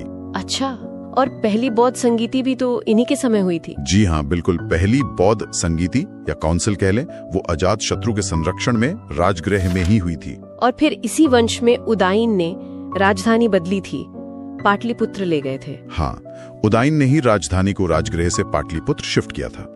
हर्यंक वंश के बाद फिर आया शिशुनाग वंश। शिशुनाग वंश, इनकी क्या खास बात थी? शिशुनाग वंश की सबसे बड़ी उपलब्धि मानी जाती है अवंती को जीतना। अवंती भी एक शक्तिशाली महाजनपद था उस समय, तो उसको मगध में मिला लेना एक बहुत बड़ी कामयाबी थी। और इनके समय में दूसरी बौद्ध संगीति हुई वैशाली में। ओके, पहले राजगृह में, फिर वैशाली में, ठीक है। और इसके बाद नंदवंश। जी, फिर आया नंदवंश। इसके संस्थापक थे महापद्म नंद। ये बहुत ही शक्तिशाली शासक माने जाते हैं। इन्हें उपाधियां मिली थी, जैसे एकराट मतलब एकमात्र सम्राट, और सर्व क्षत्रांतक यानी क्षत्रियों का नाश करने वाला। अच्छा, ये उपाधियां तो काफी कुछ बताती हैं उनके बारे में। हाँ, ये दिखाती हैं कि उन्होंने एक बहुत विशाल साम्राज्य बनाया था। शायद निम्न कुल से आते थे, ऐसा भी माना जाता है। इसी वंश के आखिरी शासक थे धनानंद। वो थोड़े अलोकप्रिय थे शायद, और उन्हीं के समय में सिकंदर का आक्रमण हुआ था। हाँ, सिकंदर का आक्रमण। और फिर धनानंद को हटाकर ही तो चंद्रगुप्त मौर्य ने मौर्य वंश की स्थापना की थी, चाणक्य की मदद से। बिल्कुल। नंद वंश का अंत और मौर्य वंश का उदय, ये भारतीय इतिहास का एक बहुत बड़ा मोड़ था। सही कहा। अच्छा, ये तो हुई राजाओं और वंशों की बात, पर उस समय का जो आम जीवन था, समाज, अर्थव्यवस्था, उसके बारे में क्या पता चलता है? देखिए, समाज और अर्थव्यवस्था भी काफी विकसित हो रहे थे। एक खास तरह के मिट्टी के बर्तन मिलते हैं खुदाई में, काले चमकदार। उन्हें नॉर्दर्न ब्लैक पॉलिश्ड वेयर या NBPV कहते हैं। ये उस समय की एक पहचान है, दिखाता है कि पॉटरी बनाने की तकनीक कितनी अच्छी थी। अच्छा, और व्यापार वगैरह के लिए सिक्के चलते थे? हाँ, आहत सिक्के, जिन्हें पंच मार्क कॉइन भी कहते हैं, वो चलन में थे। इनको शायद निष्क या सतमान भी कहा जाता था। ये दिखाता है कि अब बार्टर सिस्टम से आगे बढ़कर मुद्रा का प्रयोग बढ़ रहा था। अर्थव्यवस्था मोनेटाइज हो रही थी। मतलब ट्रेड और कॉमर्स काफी फल फूल रहा होगा। जी, और जो कारीगर थे, व्यापारी थे, उनके अपने संगठन होते थे। श्रेणी कहते थे उन्हें, या गिल्ड। ये श्रेणियां एक तरह से अपने व्यापार को नियंत्रित करती थीं, नियम बनाती थीं। और खेती, कृषि का क्या हाल था? खेती की बात करें तो सिंचाई की व्यवस्था काफी उन्नत थी। इससे सरप्लस प्रोडक्शन होता था, मतलब जरूरत से ज्यादा अनाज पैदा होता था। और यही अतिरिक्त अनाज था जिससे राजा टैक्स लेता था, सेना रखता था, प्रशासन चलाता था। टैक्स की बात आई तो टैक्स सिस्टम कैसा था? क्या किसान बहुत ज्यादा टैक्स देते थे? एक टैक्स था बलि। ये शायद पहले स्वैच्छिक होता था, पर अब अनिवार्य कर बन गया था। और किसान अपनी उपज का लगभग छठा हिस्सा, मतलब 1/6, राजा को टैक्स के रूप में देते थे। अच्छा, और समाज में कौन लोग प्रभावशाली थे, जैसे गांव का मुखिया वगैरह? हाँ, समाज में अमीर किसान होते थे जिन्हें गहेपति कहा जाता था। ये जमीन के मालिक होते थे। गांव का जो मुखिया होता था उसे भोजक या ग्राम भोजक कहते थे। वो गांव के लेवल पर प्रशासन देखता था, टैक्स कलेक्शन में भी मदद करता था। और टैक्स वसूलने के लिए क्या अलग से अधिकारी भी थे? बिल्कुल। टैक्स सिस्टम काफी ऑर्गेनाइज था। जैसे सामान लाने ले जाने पर सीमा शुल्क यानी कस्टम ड्यूटी लगती थी। इससे वसूलने वाले अधिकारी शौल्किक या शुल्काध्यक्ष कहलाते थे। रास्तों पर चलने का भी टैक्स था, पथकर यानी टोल टैक्स। और जाति व्यवस्था, वो कैसी थी? जाति व्यवस्था या वर्ण व्यवस्था वो अब जन्म पर आधारित हो गई थी, मतलब वंशानुगत। तो इन सब बातों का अगर हम निचोड़ निकालें तो मगध के उदय का मतलब क्या था? मतलब ये है कि मगध का शक्तिशाली साम्राज्य बनना सिर्फ लड़ाइयों या राजाओं की महत्वाकांक्षा का नतीजा नहीं था। इसके पीछे एक मजबूत प्रशासनिक ढांचा था, एक विकसित होती अर्थव्यवस्था थी, संसाधनों का सही इस्तेमाल था और एक संगठित टैक्स सिस्टम था। इन सब चीजों ने मिलकर उस साम्राज्य को एक ठोस आधार दिया, उसे टिकाऊ बनाया। ये दिखाता है कि सिर्फ फौजी ताकत नहीं, बल्कि एक अच्छा एडमिनिस्ट्रेशन और इकोनॉमी भी कितनी जरूरी होती है। यहाँ एक सोचने वाली बात यह भी उठती है कि मगध ने जो प्रशासनिक और आर्थिक मॉडल स्थापित किया वो आगे आने वाले साम्राज्यों, खासकर मौर्य साम्राज्य के लिए किस हद तक एक टेम्पलेट या एक आधार बना। तो अब मेरा अगला विषय है मगध साम्राज्य। ये उन 16 महाजनपदों में से एक था और इसने भारतीय इतिहास पर अपनी बहुत गहरी छाप छोड़ी है कि आखिर मगध इतना शक्तिशाली कैसे बना, कौन कौन से प्रमुख राजवंश आए यहाँ और उस समय का समाज, अर्थव्यवस्था, वो सब कैसा था। चलिए इस पर थोड़ी गहराई से बात करते हैं। बिल्कुल, मगध का अध्ययन जरूरी है क्योंकि इसने भारत के पहले, आप कह सकते हैं, एक बड़े साम्राज्य की नींव रखी। देखिए, किसी भी शक्ति के उदय के पीछे कई कारण होते हैं, है ना। मगध के मामले में देखें तो उसकी भौगोलिक स्थिति, जो नेचुरल रिसोर्सेज थे, और हाँ, जो शासक थे उनकी नीतियां, इन सब ने मिलकर इसे एक प्रमुख ताकत बनाया। हाँ, जैसे आपने भौगोलिक स्थिति की बात की, इनकी राजधानियों को ही देखें। पहले राजगृह 5 पहाड़ियों से घिरा हुआ, मतलब एक तरह से नेचुरल किला। बिल्कुल बिल्कुल, सुरक्षा की दृष्टि से बहुत महत्वपूर्ण। और फिर बाद में पाटलिपुत्र, वो गंगा और सोम नदियों के संगम पर थी, तो ये तो व्यापार और जलमार्ग दोनों के लिए एकदम सही जगह होगी ना। एकदम सही कहा आपने, नदियों से आना जाना, व्यापार सब आसान हुआ और सुरक्षा तो थी ही। और एक बहुत बड़ी बात जो अक्सर डिस्कस होती है वो है लोहे के भंडार। हाँ, लौह अयस्क। जी, इस इलाके में लोहा आसानी से उपलब्ध था, तो इससे क्या हुआ, बेहतर हथियार बने, खेती के लिए अच्छे औजार बने, तो जाहिर है फौजी ताकत भी बढ़ी और खेती में प्रोडक्शन भी बढ़ा, जिससे बड़ी सेना रखना आसान हो गया। अच्छा, तो ये तो हुई लोकेशन और रिसोर्सेज की बात। अब आते हैं राजवंशों पर। हर्यंक वंश से शुरुआत हुई थी, है ना, बिंबिसार। हाँ, हर्यंक वंश, बिंबिसार इसके प्रमुख शासक थे। उन्होंने अंग राज्य को जीता था और आसपास के जो राज्य थे जैसे कोसल, लिच्छवी, मद्र, उनसे वैवाहिक संबंध बनाए, मतलब डिप्लोमेसी और युद्ध दोनों का इस्तेमाल किया अपनी स्थिति मजबूत करने के लिए। काफी रणनीतिक चालें थी। बिल्कुल। फिर उनके बेटे आए अजातशत्रु। इनके बारे में कहा जाता है कि इन्होंने अपने पिता की हत्या करके गद्दी हासिल की थी। अजातशत्रु ने भी विस्तार जारी रखा। काशी और जो समय का शक्तिशाली वज्जी संघ था, वैशाली वाला, उसको हराया। ये भी सुनने में आता है कि युद्ध में कुछ नई तकनीकें इस्तेमाल की, जैसे वो रथ मूसल और महाशिला कंटक जैसे कुछ इंजिन्स, और किलों की घेराबंदी भी की। अच्छा, और पहली बौद्ध संगीति भी तो इन्हीं के समय हुई थी। जी हाँ, बिल्कुल। पहली बौद्ध संगीति या काउंसिल कह ले, वो अजातशत्रु के संरक्षण में राजगृह में ही हुई थी। और फिर इसी वंश में उदाइन ने राजधानी बदली थी, पाटलिपुत्र ले गए थे। हाँ, उदाइन ने ही राजधानी को राजगृह से पाटलिपुत्र शिफ्ट किया था। हर्यंक वंश के बाद फिर आया शिशुनाग वंश। शिशुनाग वंश, इनकी क्या खास बात थी? शिशुनाग वंश की सबसे बड़ी उपलब्धि मानी जाती है अवंती को जीतना। अवंती भी एक शक्तिशाली महाजनपद था उस समय, तो उसको मगध में मिला लेना एक बहुत बड़ी कामयाबी थी। और इनके समय में दूसरी बौद्ध संगीति हुई वैशाली में। ओके, पहले राजगृह में, फिर वैशाली में, ठीक है। और इसके बाद नंदवंश। जी, फिर आया नंदवंश। इसके संस्थापक थे महापद्म नंद। ये बहुत ही शक्तिशाली शासक माने जाते हैं। इन्हें उपाधियां मिली थी, जैसे एकराट मतलब एकमात्र सम्राट, और सर्व क्षत्रांतक यानी क्षत्रियों का नाश करने वाला। अच्छा, ये उपाधियां तो काफी कुछ बताती हैं उनके बारे में। हाँ, ये दिखाती हैं कि उन्होंने एक बहुत विशाल साम्राज्य बनाया था। शायद निम्न कुल से आते थे, ऐसा भी माना जाता है। इसी वंश के आखिरी शासक थे धनानंद। वो थोड़े अलोकप्रिय थे शायद। अब हमारा अगला टॉपिक है मौर्य साम्राज्य। कह सकते हैं बहुत ही महत्वपूर्ण अध्याय है। विशाल साम्राज्य की नींव रखी गई थी और ये प्रतियोगी परीक्षाओं के लिए भी मतलब काफी अहम है। तो चलिए इसके जो मुख्य बिंदु हैं उन पे एक नजर डालते हैं। बिल्कुल, और हम सिर्फ ये नहीं देखेंगे कि क्या हुआ, बल्कि ये समझने की कोशिश करेंगे कि भाई ये साम्राज्य बना कैसे, इसका प्रशासन कैसे चलता था, और खासकर सम्राट अशोक, उनकी क्या भूमिका थी, उनके अभिलेख क्या कहते हैं। हाँ, तो कहानी शुरू होती है चंद्रगुप्त मौर्य से। इन्होंने ही नंद वंश को हटाकर इस साम्राज्य की स्थापना की थी।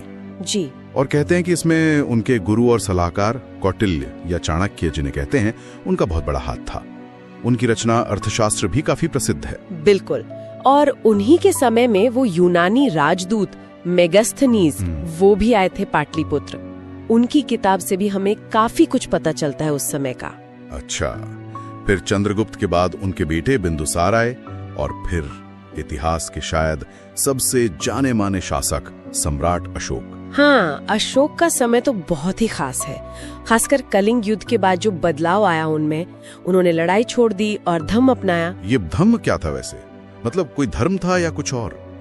देखिए, ये कोई नया धर्म नहीं था। ये ज्यादातर नैतिक सिद्धांत थे, आचार विचार के नियम थे, जैसे बड़ों का आदर करना, अहिंसा, सच बोलना, इन सब बातों पर जोर था। और उन्होंने इसका खूब प्रचार भी करवाया। और इस वंश के आखिरी शासक वो थे बृहद्रथ, जिनकी हत्या उन्हीं के सेनापति पुष्यमित्र शुंग ने कर दी थी। और फिर शुंग वंश की शुरुआत हुई। अच्छा, अब जरा प्रशासन पर आते हैं। मौर्य प्रशासन के बारे में कहा जाता है कि वो काफी वेल ऑर्गेनाइज था। हाँ बिल्कुल, एक सिद्धांत मिलता है, सप्तांग सिद्धांत। हाँ, सप्तांग, 7 अंग। जी, राज्य के 7 अंग माने गए। राजा, अमात्य यानी मंत्री, जनपद यानी इलाका, दुर्ग मतलब किला, कोष यानी खजाना, दंड यानी सेना, और मित्र यानी सहयोगी राज्य। ये एक तरह से पूरे राज्य का फ्रेमवर्क था। और जमीनी स्तर पर कैसा था? केंद्र में क्या व्यवस्था थी? केंद्र में एक मंत्री परिषद होती थी राजा की मदद के लिए, और फिर कई अधिकारी थे अलग अलग काम देखने के लिए, जैसे युक्त, राजुक, प्रादेशिक, ये सब। और शहरों का प्रशासन, पाटलिपुत्र का जिक्र आता है अक्सर। हाँ, पाटलिपुत्र का प्रशासन तो काफी विस्तृत था। मेगास्थनीज ने लिखा है कि शहर का काम देखने के लिए 6 समितियां थीं, और हर समिति में 5 सदस्य होते थे। 6 समितियां? क्या क्या काम देखती थी ये? अलग अलग काम थे, जैसे एक समिति उद्योगों का काम देखती थी, एक विदेशियों की देखरेख करती थी, एक जन्म मृत्यु का रिकॉर्ड रखती थी, फिर व्यापार वाणिज्य देखने वाली समिति, बनी हुई चीजों की जांच करने वाली, और बिक्री कर वसूलने वाली समिति। मतलब काफी डिटेल में सोचा गया था। कमाल है, उस जमाने में इतना व्यवस्थित नगर प्रशासन। और सेना भी जबरदस्त थी। पैदल सैनिक, घुड़सवार, हाथी सेना, रथ सेना, यहाँ तक कि नौसेना भी थी। और जासूसी व्यवस्था वो भी बहुत मजबूत थी। गूढ़ पुरुष कहा जाता था जासूसों को। हाँ, कुछ अधिकारियों के नाम भी याद रखने होते हैं, जैसे समाहर्ता और सन्निधाता। जी हाँ, समाहर्ता जो थे वो राजस्व इकट्ठा करने वाले मुख्य अधिकारी थे, टैक्स कलेक्शन। और सन्निधाता वो राजकीय कोष यानी ट्रेजरी और भंडार गृह के संरक्षक थे। ठीक है, अब आते हैं अर्थव्यवस्था पर। तो जाहिर है कृषि मुख्य आधार रही होगी। बिल्कुल, खेती ही मेन थी, और उपज का करीब 6वां हिस्सा टैक्स के रूप में लिया जाता था, जिसे भाग कहते थे। और क्या स्रोत थे आय के? राज्य का कुछ चीजों पर एकाधिकार था, मोनोपोली थी, जैसे खानों पर, जंगलों पर, नमक बनाने पर, शराब बनाने पर। इनसे भी राज्य को आमदनी होती थी। व्यापार कैसा था? व्यापार भी काफी उन्नत था, देश के अंदर भी और बाहर दूसरे देशों से भी। और मुद्रा के तौर पर वो आहत सिक्के, पंच मार्क्ड कॉइन, वो चलते थे।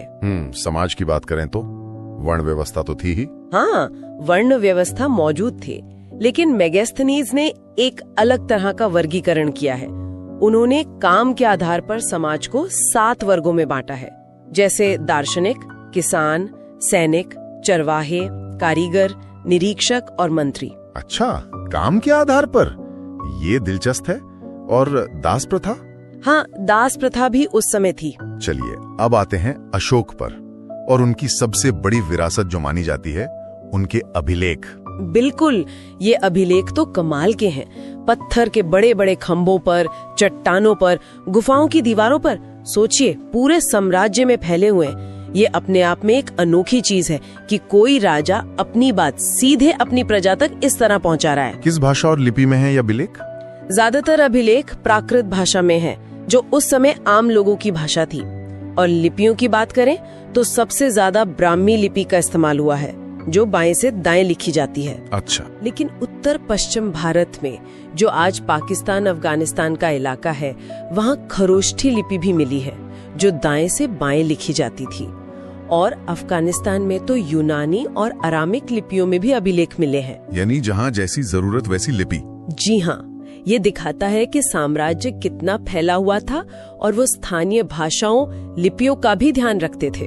और इन अभिलेखों को पढ़ा किसने सबसे पहले? ये भी एक जरूरी सवाल बनता है। हाँ, ये बहुत महत्वपूर्ण है। ब्राह्मी लिपि को सबसे पहले 1837 में जेम्स प्रिंसेप नाम के एक अंग्रेज विद्वान ने पढ़ा था। इसी के बाद हम अशोक और उनके समय के बारे में इतना कुछ जान पाए। मतलब प्रिंसेप ने एक तरह से इतिहास का एक बड़ा दरवाजा खोल दिया। बिल्कुल सही। कुछ अभिलेख और भी खास हैं, जैसे मस्की, गुर्जरा, निट्टूर, उदयगोलम। इन छोटे शिलालेखों में अशोक का नाम अशोक मिलता है, वरना ज्यादातर अभिलेखों में उन्हें दीवाना प्रिय यानी देवताओं का प्रिय या प्रियदर्शी यानी प्रियदर्शी कहा गया है। अच्छा, नाम सिर्फ कुछ ही जगह मिलता है। और वो बराबर पहाड़ियों वाली गुफाएं, हाँ बराबर पहाड़ियों में जो गुफाएं हैं वो अशोक ने आजीविक संप्रदाय के साधुओं को दान में दी थी। इसका भी जिक्र अभिलेखों में है। तो इन अभिलेखों से हमें अशोक के धम्म, उनके प्रशासन, उनकी सोच, उस समय के समाज, सबके बारे में बहुत जानकारी मिलती है। तो अगर हम सार निकालें तो मौर्य साम्राज्य भारत का पहला बड़ा सेंट्रलाइज्ड एम्पायर था और उसका प्रशासन काफी मजबूत था। बिल्कुल। और अशोक ने युद्ध छोड़कर धम्म को अपनाया, शांति और नैतिकता पर जोर दिया और अभिलेखों के जरिए अपनी प्रजा से बात की। ये उस जमाने के हिसाब से बहुत ही आगे की सोच थी, बहुत अनोखी बात थी। हाँ, इसका असर तो भारतीय इतिहास पर बहुत गहरा रहा है। निश्चित रूप से उनकी प्रशासनिक और नैतिक विरासत का प्रभाव आज भी हम कहीं न कहीं देख सकते हैं। ये सोचने वाली बात है कि मौर्य काल की जो प्रशासनिक व्यवस्था थी, खासकर नगर प्रबंधन या उनका टैक्स सिस्टम, उसमें से क्या आज भी हमारे लिए कुछ सीखने लायक हो सकता है? क्या कुछ प्रासंगिक है आज भी? उम्मीद है मौर्य साम्राज्य पर ये चर्चा आपके रिवीजन में मददगार रही होगी। जी, अब मेरा अगला टॉपिक है मौर्योत्तर काल, मौर्य साम्राज्य के पतन के बाद का वो समय। हमारे पास जो जानकारी है उसमें दिखता है कि ये एक ऐसा दौर था जब भारत में कोई एक केंद्रीय शक्ति नहीं थी। तो चलिए इस बिखरे हुए लेकिन हाँ बेहद अहम दौर की मुख्य बातों को समझने की कोशिश करते हैं। बिल्कुल, ये समझना जरूरी है क्योंकि इसी दौर में शुंग, कण्व, सातवाहन जैसे जो भारतीय राजवंश थे वो अपनी पहचान बना रहे थे। तो वहीं शक, कुषाण, पार्थियन और हिंद यवन जैसे बाहरी शासक भी भारतीय उपमहाद्वीप पर अपना गहरा असर छोड़ रहे थे। हम इन सभी के सबसे महत्वपूर्ण पहलुओं पर गौर करेंगे। ठीक है, तो मौर्यों के ठीक बाद आते हैं शुंग वंश। 185 बीसी से 73 बीसी तक इनके संस्थापक थे पुष्यमित्र शुंग। मौर्यों के सेनापति थे ये। राजधानी पाटलिपुत्र और मध्य प्रदेश में विदिशा थी। हाँ, पुष्यमित्र शुंग वैदिक धर्म के अनुयायी थे, लेकिन एक दिलचस्प बात यह है कि उन्होंने बौद्ध कला को भी संरक्षण दिया। अच्छा। जैसे भरहुत स्तूप के पुनर्निर्माण से पता चलता है। और उनके बेटे अग्निमित्र तो कालिदास के प्रसिद्ध नाटक मालविकाग्निमित्रम के नायक भी हैं। हाँ, ये तो सुना है। शुंगों का अंत फिर कण्व वंश के वासुदेव ने किया। अच्छा, तो शुंगों के बाद कण्व वंश आया 73 बीसी से 28 बीसी तक। संस्थापक वासुदेव जी। राजधानी पाटलिपुत्र ही रही। इनका शासनकाल तो काफी छोटा रहा। फिर सही कहा। जल्द ही इन्हें दक्कन की एक बड़ी शक्ति सातवाहन वंश के सिमुक ने हरा दिया। हाँ, सातवाहन। हाँ, और यहीं से सातवाहनों का प्रभावशाली दौर लगभग 60 बीसी से 225 एडी तक वो शुरू होता है। सिमुक संस्थापक थे। हाँ, लेकिन सबसे प्रसिद्ध शासक गौतमीपुत्र सातकर्णी माने जाते हैं। गौतमीपुत्र सातकर्णी, जिन्होंने शकों को हराया था। जी बिल्कुल, शकों को हराया था। सातवाहनों की एक बहुत ही अनोखी बात थी, वो मातृनाम पद्धति वाली, मेट्रोनॉमिक्स जिसे कहते हैं। हाँ, राजा अपने नाम के आगे अपनी माँ का नाम लगाते थे, जैसे गौतमी पुत्र। बिल्कुल, गौतमी का पुत्र। लेकिन ये जानना भी जरूरी है कि राज सिंहासन का उत्तराधिकार पिता से पुत्र को ही मिलता था, पैट्रिलिनियल ही था। सही कहा, उत्तराधिकार पितृवंशीय ही था और उन्होंने ही ब्राह्मणों और बौद्ध भिक्षुओं को कर मुक्त भूमि दान देने की प्रथा शुरू की। इसका आगे चलकर समाज पर गहरा असर पड़ा। भूमि दान की शुरुआत। हाँ, और उन्होंने सीसे के सिक्के भी जारी किए, लीड कॉइन्स। अच्छा, सीसे के? वो तो काफी अलग है। जी, उस समय के लिए काफी अलग था। हाँ, उनकी वास्तुकला भी अद्भुत है। चट्टानों को काट कर बनाए गए चैत्य और विहार। हाँ, अजंता एलोरा जैसे। जी, अजंता एलोरा और अमरावती, नागार्जुन कोंडा में भी मिलते हैं। इनकी राजभाषा प्राकृत थी। तो ये थे कुछ प्रमुख देसी राजवंश। लेकिन जैसा हमने शुरू में कहा, इसी दौर में मध्य एशिया से भी कई समूह भारत आए। इनमें सबसे पहले थे हिंद यवन, इंडो ग्रीक्स। हाँ, ये बैक्ट्रिया के शासक थे और हिंदू कुश पर्वत पार करके भारत आने वाले पहले बाहरी शासकों में से थे। इन्होंने ही भारत में सबसे पहले सोने के सिक्के जारी किए। सोने के सिक्के सबसे पहले इन्होंने? हाँ, जिन पर राजाओं के चित्र और नाम होते थे। और हेलेनिस्टिक कला यूनानी शैली की कला वो भी इन्हीं की देन है, जिसका असर हमें बाद में गांधार कला की मूर्तियों में साफ दिखता है। अच्छा, गांधार कला पर प्रभाव। जी, इनके सबसे प्रसिद्ध शासक मिनांडर या मिलिंद थे। मिलिंद, हाँ, मिलिंद पन्नो। बिल्कुल, जिनका बौद्ध भिक्षु नागसेन के साथ जो संवाद है वो मिलिंद पन्नो ग्रंथ में दर्ज है। हिंद यवनों के बाद शक आए, सिदियंस। सुना है इनकी कई शाखाएं थी भारत में। जी हाँ, 5 शाखाएं थीं, भारत के अलग अलग हिस्सों में फैली। पश्चिमी भारत में इनकी शाखा सबसे शक्तिशाली रही और उसके सबसे प्रसिद्ध शासक थे रुद्रदामन प्रथम। रुद्रदामन, जूनागढ़ अभिलेख वाले। पश्चिमी भारत में इनका शासन 4वीं सदी तक चला, जब गुप्त शासक चंद्रगुप्त द्वितीय ने इन्हें हराया। अच्छा, चंद्रगुप्त द्वितीय ने, पर वो विक्रम संवत वाली बात। हाँ, एक दिलचस्प मान्यता ये भी है कि 57 ईसा पूर्व में उज्जैन के राजा विक्रमादित्य ने शकों को हराकर विक्रम संवत की शुरुआत की थी। अच्छा। शकों के बाद उत्तर पश्चिम में पार्थियन आए, पहलव। हाँ। इनका शासन शकों के बाद उसी इलाके में रहा। गोंडो फर्नीस इनका एक जाना माना शासक है, जिसके समय में कहते हैं कि ईसाई संत थॉमस भारत आए थे। अच्छा। और फिर आए कुषाण, लगभग 1ली से 3री सदी एडी, जिन्हें यूची या तोचारियन भी कहते हैं। ये शायद सबसे प्रभावशाली बाहरी शासकों में से थे। हाँ, निश्चित रूप से। इनकी पहली राजधानी पुरुषपुर यानी आज का पेशावर और दूसरी मथुरा थी। 2 राजधानियां। जी। इनके सबसे महान शासक कनिष्क थे। उन्होंने देवपुत्र मतलब ईश्वर का पुत्र जैसी उपाधि ली थी और उन्होंने ही कश्मीर में 4थी बौद्ध संगीति आयोजित करवाई। हाँ, 4थी बौद्ध संगीति कनिष्क। जी, जहां महायान बौद्ध धर्म को अंतिम रूप दिया गया। और सबसे महत्वपूर्ण बात, उनका विशाल साम्राज्य मध्य एशिया से लेकर मथुरा तक फैला था और रेशम मार्ग सिल्क रूट के एक बड़े हिस्से पर उनका नियंत्रण था। सिल्क रूट पर नियंत्रण, इससे तो व्यापार बहुत बढ़ा होगा। बिल्कुल, भारत का व्यापार और सांस्कृतिक आदान प्रदान खूब बढ़ा। कहते हैं कुषाणों ने सोने के सबसे शुद्ध सिक्के जारी किए थे। जी हाँ, उनके समय में सबसे शुद्ध सोने के सिक्के जारी हुए। और भारतीय समाज और संस्कृति पर भी उनका गहरा प्रभाव पड़ा। क्या क्या चीजें आई? बिल्कुल, जैसे पगड़ी पहनने का चलन, लंबा कोट, पतलून, ये सब कुषाणों के प्रभाव से आए। घुड़सवारी में बेहतर किस्म की लगाम और जीन का प्रयोग भी शुरू हुआ। अच्छा, और उन्होंने शासन के लिए क्षत्रप प्रणाली मतलब प्रांतों में सैन्य गवर्नर नियुक्त करना, उसको अपनाया। और विज्ञान साहित्य में भी। हाँ, विज्ञान के क्षेत्र में आयुर्वेद के महान ज्ञाता चरक और शल्य चिकित्सा के जानकार सुश्रुत ये कनिष्क के समकालीन माने जाते हैं। साहित्य में अश्वघोष, नागार्जुन, वसुमित्र जैसे बड़े बौद्ध विद्वान हुए। और कला, गांधार और मथुरा शैली। जी, कला में गांधार शैली जिस पर यूनानी रोमन प्रभाव था और मथुरा शैली जो पूरी तरह स्वदेशी थी, इन दोनों का विकास इसी समय अपने चरम पर था। तो कुल मिला के देखें तो ये दौर भले ही राजनीतिक रूप से बिखरा हुआ लगता हो, हाँ, लेकिन सांस्कृतिक दृष्टि से ये एक संगम का और नए विकास का समय था। देशी और विदेशी तत्व घुल मिल रहे थे। कला, धर्म, विज्ञान, साहित्य, सब में नई चीजें हो रही थी। एकदम सही।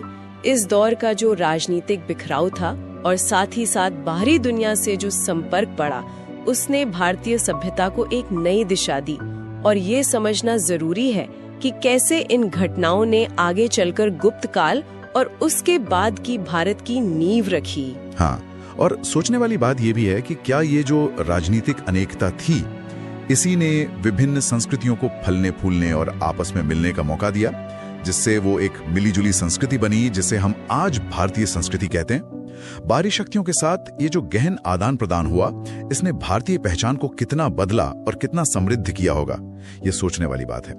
अब मेरा अगला विषय है संगम युग। ये प्राचीन दक्षिण भारत, खासकर जो तमिल प्रदेश का इतिहास है, उसका एक बहुत ही दिलचस्प और जरूरी दौर है। बिल्कुल। इस समय में मुख्य तौर पर हम 3 राज्यों का जिक्र सुनते हैं, चोल, चेर और पांड्य। हाँ, ये 3 सबसे महत्वपूर्ण थे। चलिए शुरुआत पांड्यों से करते हैं। इनका इलाका था दक्षिणी तमिलनाडु, है ना?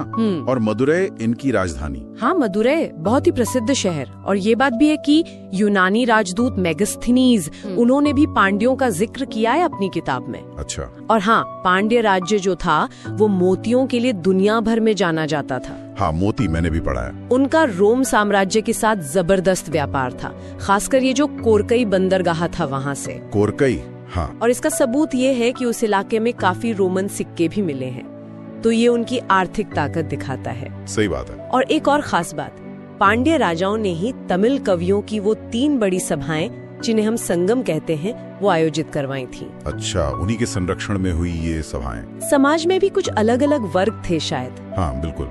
जैसे जो शासक वर्ग था उनको अरसर कहते थे, अरसर। और जो अमीर किसान थे वो वेल्लालर कहलाते थे। और एक निचला तबका भी था, कड़ैसियर। कड़ैसियर, ठीक है। बिल्कुल। अच्छा, अब पांड्यों के थोड़ा उत्तर पूर्व में चलें तो कावेरी नदी का जो डेल्टा है, बड़ा उपजाऊ इलाका, वहाँ था चोलों का राज। चोल, हाँ। उरैयूर और पुहार, जिसको कावेरी पट्टिनम भी कहते हैं, वो इनकी राजधानियां रहीं। और चोलों का नाम शायद सूती कपड़े के व्यापार से जुड़ा है। हाँ बिल्कुल, सूती कपड़ा इनका मुख्य व्यापार था। अच्छा, इनके राजाओं में करिकाल का नाम बहुत आता है। हाँ, सबसे ताकतवर राजा माने जाते हैं। हाँ, करिकाल। उन्होंने वेन्नी की लड़ाई जीती थी, जो काफी महत्वपूर्ण मानी जाती है, और उन्होंने चोल शक्ति को काफी बढ़ाया था। और इनका निशान वो बाघ था शायद। जी हाँ, बाघ, चोलों का प्रतीक चिन्ह। ठीक है, तो ये हो गए चोल। अब चेर राज्य की बात करें, ये आजकल का केरल और तमिलनाडु का कुछ हिस्सा यही था ना? हाँ बिल्कुल, आधुनिक केरल और तमिलनाडु का कुछ हिस्सा मिलाकर। इनकी राजधानी वंची या करुवूर थी। चेरों का भी रोम से अच्छा खासा व्यापार था, सुना है। मुजरिस और थोंडी ये इनके बड़े बंदरगाह थे। हाँ, मुजरिस तो बहुत ही फेमस पोर्ट था उस समय का। कहते हैं कि इनके इलाके में रोमन देवता ऑगस्टस का एक मंदिर भी था। सच में? ऑगस्टस का मंदिर? ये तो दिखाता है कि रिश्ते कितने गहरे थे। मतलब बिल्कुल, व्यापारिक और सांस्कृतिक दोनों तरह के। इनका जो राज चिन्ह था वो था धनुष बाण। धनुष बाण, ठीक है। और चेरों में सबसे प्रसिद्ध शासक वो हुए सेनगुट्टुवन। उन्हें लाल चेर या भला चेर भी कहते हैं। लाल चेर। और उन्होंने काफी अनोखी पूजा शुरू की थी, पत्तिनी पूजा। इसमें कन्नगी नाम की एक पतिव्रता स्त्री को देवी मानकर पूजा जाता था। कन्नगी पूजा, ये तो काफी अलग बात है। उस समय की सोच पर भी रोशनी डालती है ये। हाँ, ये सतीत्व की देवी के रूप में पूजी जाती थी। वाकई दिलचस्प। अच्छा, अब जरा उस दौर के साहित्य पर आते हैं। संगम साहित्य, ये तो बहुत विशाल है ना? हाँ, बहुत समृद्ध साहित्य है। इसको मोटे तौर पर हम 2 हिस्सों में देख सकते हैं। कैसे? एक है कथात्मक या वर्णनात्मक साहित्य, जिसे मेल कन्नुकु कहते हैं। इसमें 18 प्रमुख रचनाएं हैं, थोड़ी लंबी कविताएं टाइप की। मेल कन्नुकु, ठीक है। और दूसरा है उपदेशात्मक साहित्य, यानी किलकन्नुकु। इसमें भी 18 रचनाएं हैं, पर ये छोटी हैं, नीति वाली कविताएं हैं। अच्छा, छोटी नीति वाली। इसमें वो अहम और पुरम वाला कॉन्सेप्ट भी आता है ना? बिल्कुल। ये संगम साहित्य के 2 मुख्य विषय थे। अहम मतलब अंदरूनी बातें, जैसे प्यार, निजी भावनाएं, प्रेम वगैरह। हाँ। और पुरम मतलब बाहरी दुनिया की बातें, जैसे युद्ध, वीरता, राजाओं की प्रशंसा, सार्वजनिक जीवन। हाँ, और पुरम, समझ गया। इसी साहित्य में हमें एत्तु तो गई मतलब 8 संकलन और पत्तू पाट्टू यानी 10 गीत जैसे महत्वपूर्ण संग्रह मिलते हैं। एत्तु तो गई और पत्तू पाट्टू। और हाँ, एक बहुत ही महत्वपूर्ण ग्रंथ है तोल काप्यम। ये दूसरा जो संगम हुआ था उसका माना जाता है, और ये एक तमिल व्याकरण का ग्रंथ है। व्याकरण ग्रंथ तोल काप्यम जी। और इसके अलावा शिलप्पाधिकारम और मणिमेकलई जैसे प्रसिद्ध महाकाव्य भी इसी दौर की देन है। वाह, काफी कुछ लिखा गया है। मतलब एक और चीज जो ध्यान में आती है वो है तिड़ई की अवधारणा।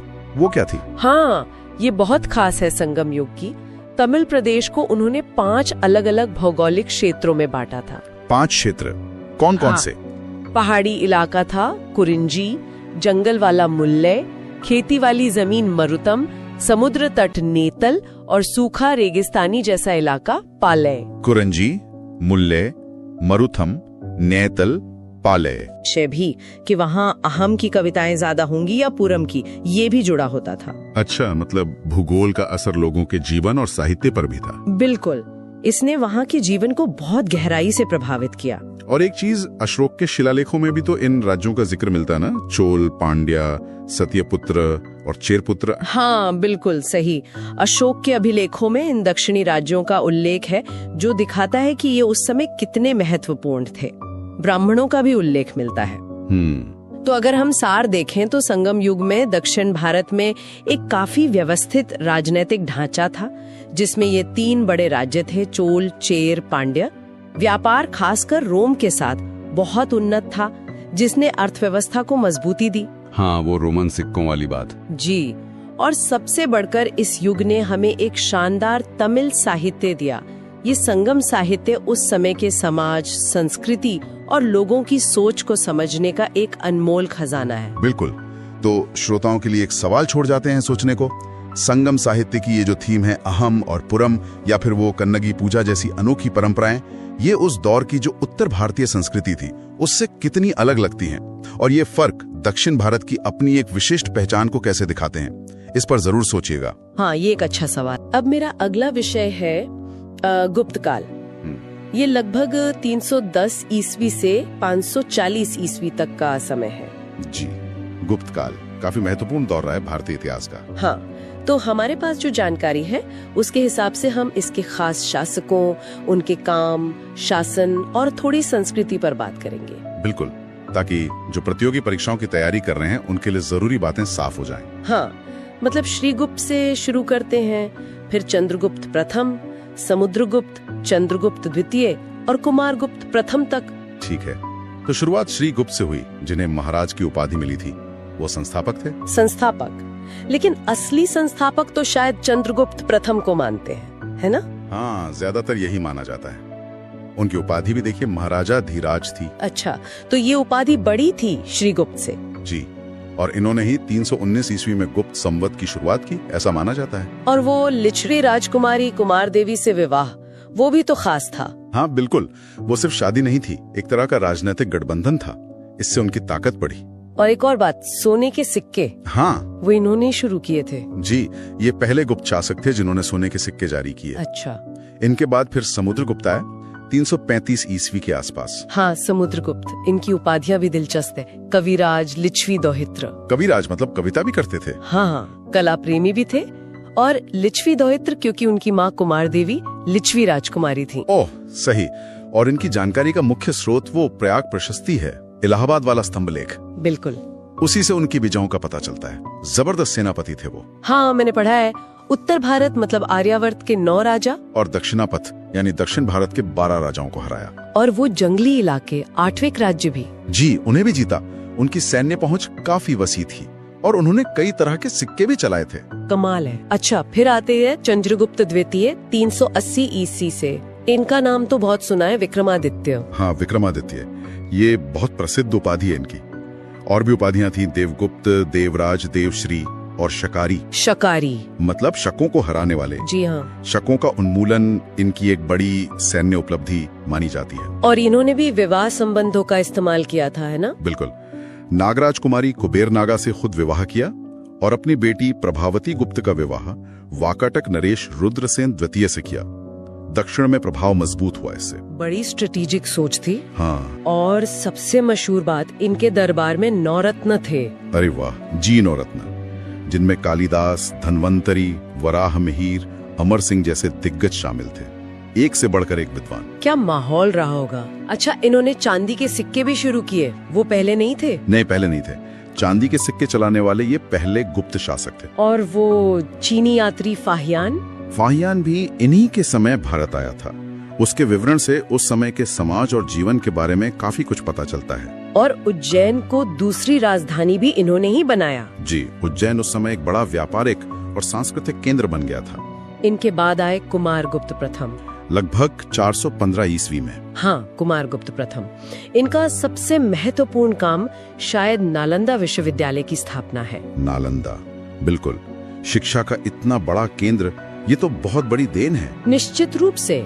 ये खुद कार्तिकेय के उपासक थे। और इसी दौर में कालिदास के अलावा वात्स्यायन, विष्णु शर्मा जैसे लेखक भी हुए। जी हाँ, इसी काल से संबंधित माने जाते हैं। गुप्त काल साहित्य और कला के लिए भी स्वर्ण युग जैसा था। इतने बड़े साम्राज्य का प्रशासन कैसे चलता था?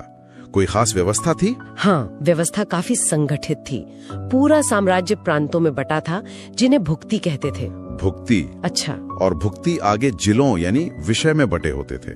और सबसे छोटी इकाई थी ग्राम यानी गांव। और इनके अधिकारी? भुक्ति का प्रमुख उपरिक कहलाता था और विषय का प्रमुख विषयपति। और जैसे न्याय या सेना के लिए कौन थे? उनके लिए महादंड नायक जैसे पद थे। विदेश नीति या संधि विग्रह के लिए संधि विग्रहिक थे। और प्रांतों में कुमारामात्य भी महत्वपूर्ण अधिकारी होते थे। प्रशासन काफी विस्तृत लगता है। टैक्स वगैरह भी होते होंगे? हाँ हाँ, कई तरह के कर थे। एक था भाग, जो उपज का हिस्सा होता था। ठीक है। फिर भोग था, जो राजा को फल फूल सब्जी वगैरह के रूप में दिया जाता था। एक बलि नाम का कर भी था, जो शायद अतिरिक्त कर रहा हो। और वो विष्टि, बेगार? हाँ, विष्टि यानी बिना मजदूरी के जबरन काम कराना, ये भी कहीं कहीं प्रचलित था।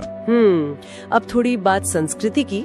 मंदिर निर्माण तो इस काल की खास पहचान है। बिल्कुल, गुप्त काल को मंदिर वास्तुकला के शुरुआती दौर के लिए जाना जाता है, जैसे देवगढ़ का दशावतार मंदिर झांसी के पास। हाँ, सुना है इसमें पहली बार शिखल का इस्तेमाल हुआ। सही कहा। और कानपुर के पास भीतरगांव का मंदिर, जो ईंटों से बना है। जबलपुर में तिगवा का विष्णु मंदिर भी है। ये कुछ प्रमुख उदाहरण हैं। और वो भित्री स्तंभ लेख, वो स्कंदगुप्त के समय का है।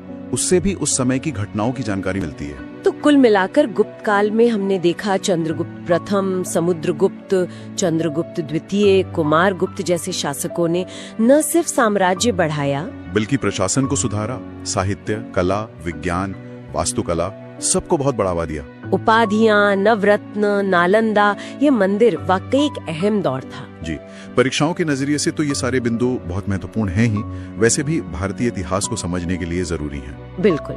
चलिए एक सवाल श्रोताओं के सोचने के लिए छोड़ते हैं। हाँ, गुप्तकालीन प्रशासन या संस्कृति का कौन सा ऐसा तत्व है जो आज भी हमारे सिस्टम में या समाज में किसी न किसी रूप में दिखता है? इस पर जरूर सोचिएगा। अब मेरा अगला टॉपिक है गुप्तोत्तर काल। हाँ, गुप्त साम्राज्य के पतन के बाद देखें तो उत्तर भारत की जो राजनीतिक तस्वीर थी वो काफी बदल गई थी। हाँ बिल्कुल, मतलब एक बड़ी केंद्रीय शक्ति नहीं रही और उसकी जगह कई छोटी छोटी क्षेत्रीय ताकतें आ गईं। हाँ वही। तो आइए देखते हैं इस दौर में कौन कौन से प्रमुख राजवंश उभरे और सत्ता का केंद्र कैसे बदला। हाँ, मोटे तौर पर देखें तो थानेश्वर में पुष्यभूति वंश था जी। कन्नौज में मौखरी वंश। हाँ, मगध में उत्तरगुप्त थे। मालवा में यशोधर्मन का नाम आता है। गुजरात में वल्लभी के मैत्रक और बंगाल में गौड़ वंश। मतलब ये इस समय के मुख्य खिलाड़ी थे, कह सकते हैं। बिल्कुल। और ये दौर, जैसा आपने कहा, छोटे छोटे राज्यों के आपसी टकराव और कभी कभी गठबंधनों का भी था। जैसे थानेश्वर के पुष्यभूति वंश को ही लें। हाँ, स्थापना तो पुष्यभूति ने की, लेकिन असल में प्रभाकर वर्धन के समय ये काफी शक्तिशाली हो गए थे। हाँ, फिर उनके बेटे राज्यवर्धन और सबसे महत्वपूर्ण हर्षवर्धन। हाँ, इनका शासनकाल 606 से 647 ईस्वी तक माना जाता है। जी हाँ, बिल्कुल। हर्षवर्धन का नाम आते ही मेरा ध्यान कन्नौज पर जाता है। हाँ, उन्होंने अपनी राजधानी थानेश्वर से कन्नौज क्यों बदली? क्या ये सिर्फ उनके बहनोई कन्नौज के शासक ग्रहवर्मा की हत्या की वजह से था, या कोई गहरी रणनीति भी थी इसके पीछे? देखिए, ये एक बहुत ही महत्वपूर्ण सवाल है।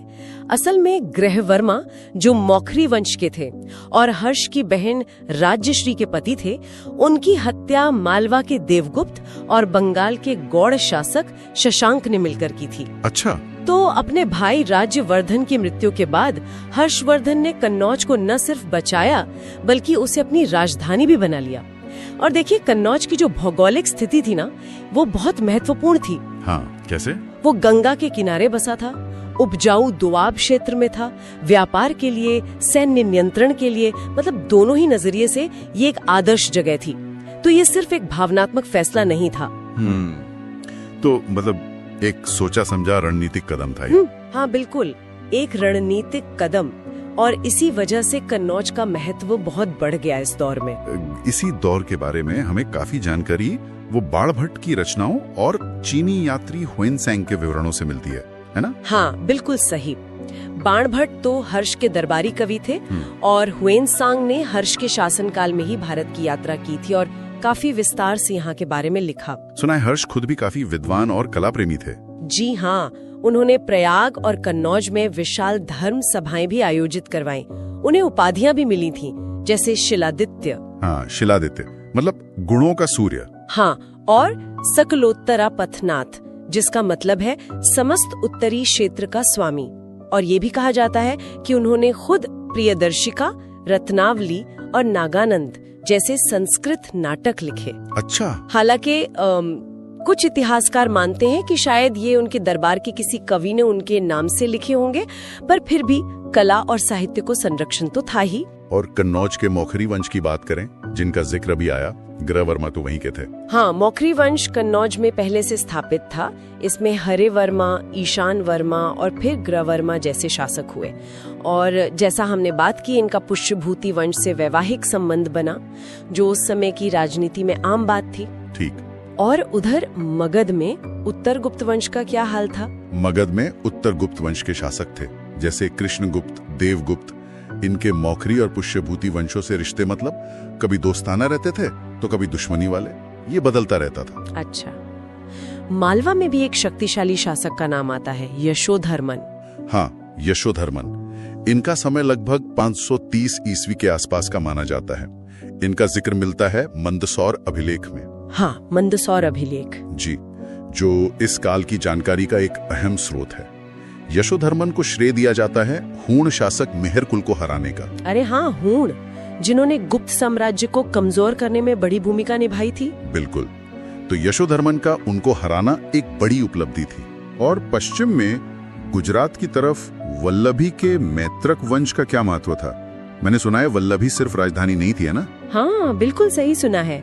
मैत्रक वंश की स्थापना तो भट्टारक ने की थी करीब 470 ईस्वी में, और उनकी राजधानी वल्लभी पश्चिमी भारत में शिक्षा और संस्कृति का एक बहुत बड़ा केंद्र बन गई थी। अच्छा। किस तरह का केंद्र? ये खासतौर पर हीनयान बौद्ध धर्म का एक महत्वपूर्ण केंद्र थी। मतलब बौद्ध धर्म की जो शुरुआती शाखाएं थी उनमें से एक। और इतना ही नहीं, दूसरी जैन संगीति यानी जैन धर्म की दूसरी बड़ी सभा, वो भी यहीं वल्लभी में ही हुई थी। अच्छा, ये तो काफी महत्वपूर्ण है। जी हाँ, इसकी अध्यक्षता देवर्धि क्षमा श्रमण ने की थी। तो वल्लभी का सांस्कृतिक महत्व बहुत था। अब आते हैं बंगाल के गौड़ वंश पर। शासक शशांक का नाम सुनते ही हर्षवर्धन से उनकी दुश्मनी याद आती है। बिल्कुल। शशांक, जिनका समय लगभग 600 से 625 ईस्वी का है, वो एक महत्वाकांक्षी और काफी शक्तिशाली शासक थे। वो कट्टर शैव अनुयायी थे, मतलब भगवान शिव के उपासक। हाँ, हत्या में उनका हाथ था।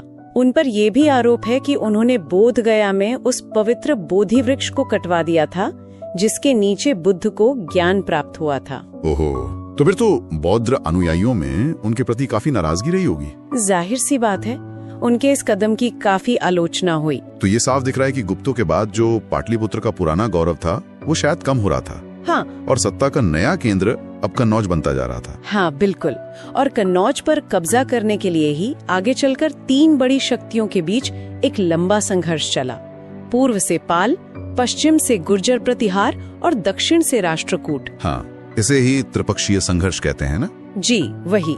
ये संघर्ष करीब 200 सालों तक चला और इसने उत्तर भारत की राजनीति को गहराई से प्रभावित किया। पर यह अपने आप में एक बड़ा विषय है। तो हमने देखा कि गुप्त साम्राज्य के बिखरने के बाद उत्तर भारत में किस तरह एक केंद्रीय सत्ता की कमी हुई, कई क्षेत्रीय ताकतें उभरी और कैसे कन्नौज इन सब के बीच सत्ता संघर्ष का मुख्य अखाड़ा बन गया।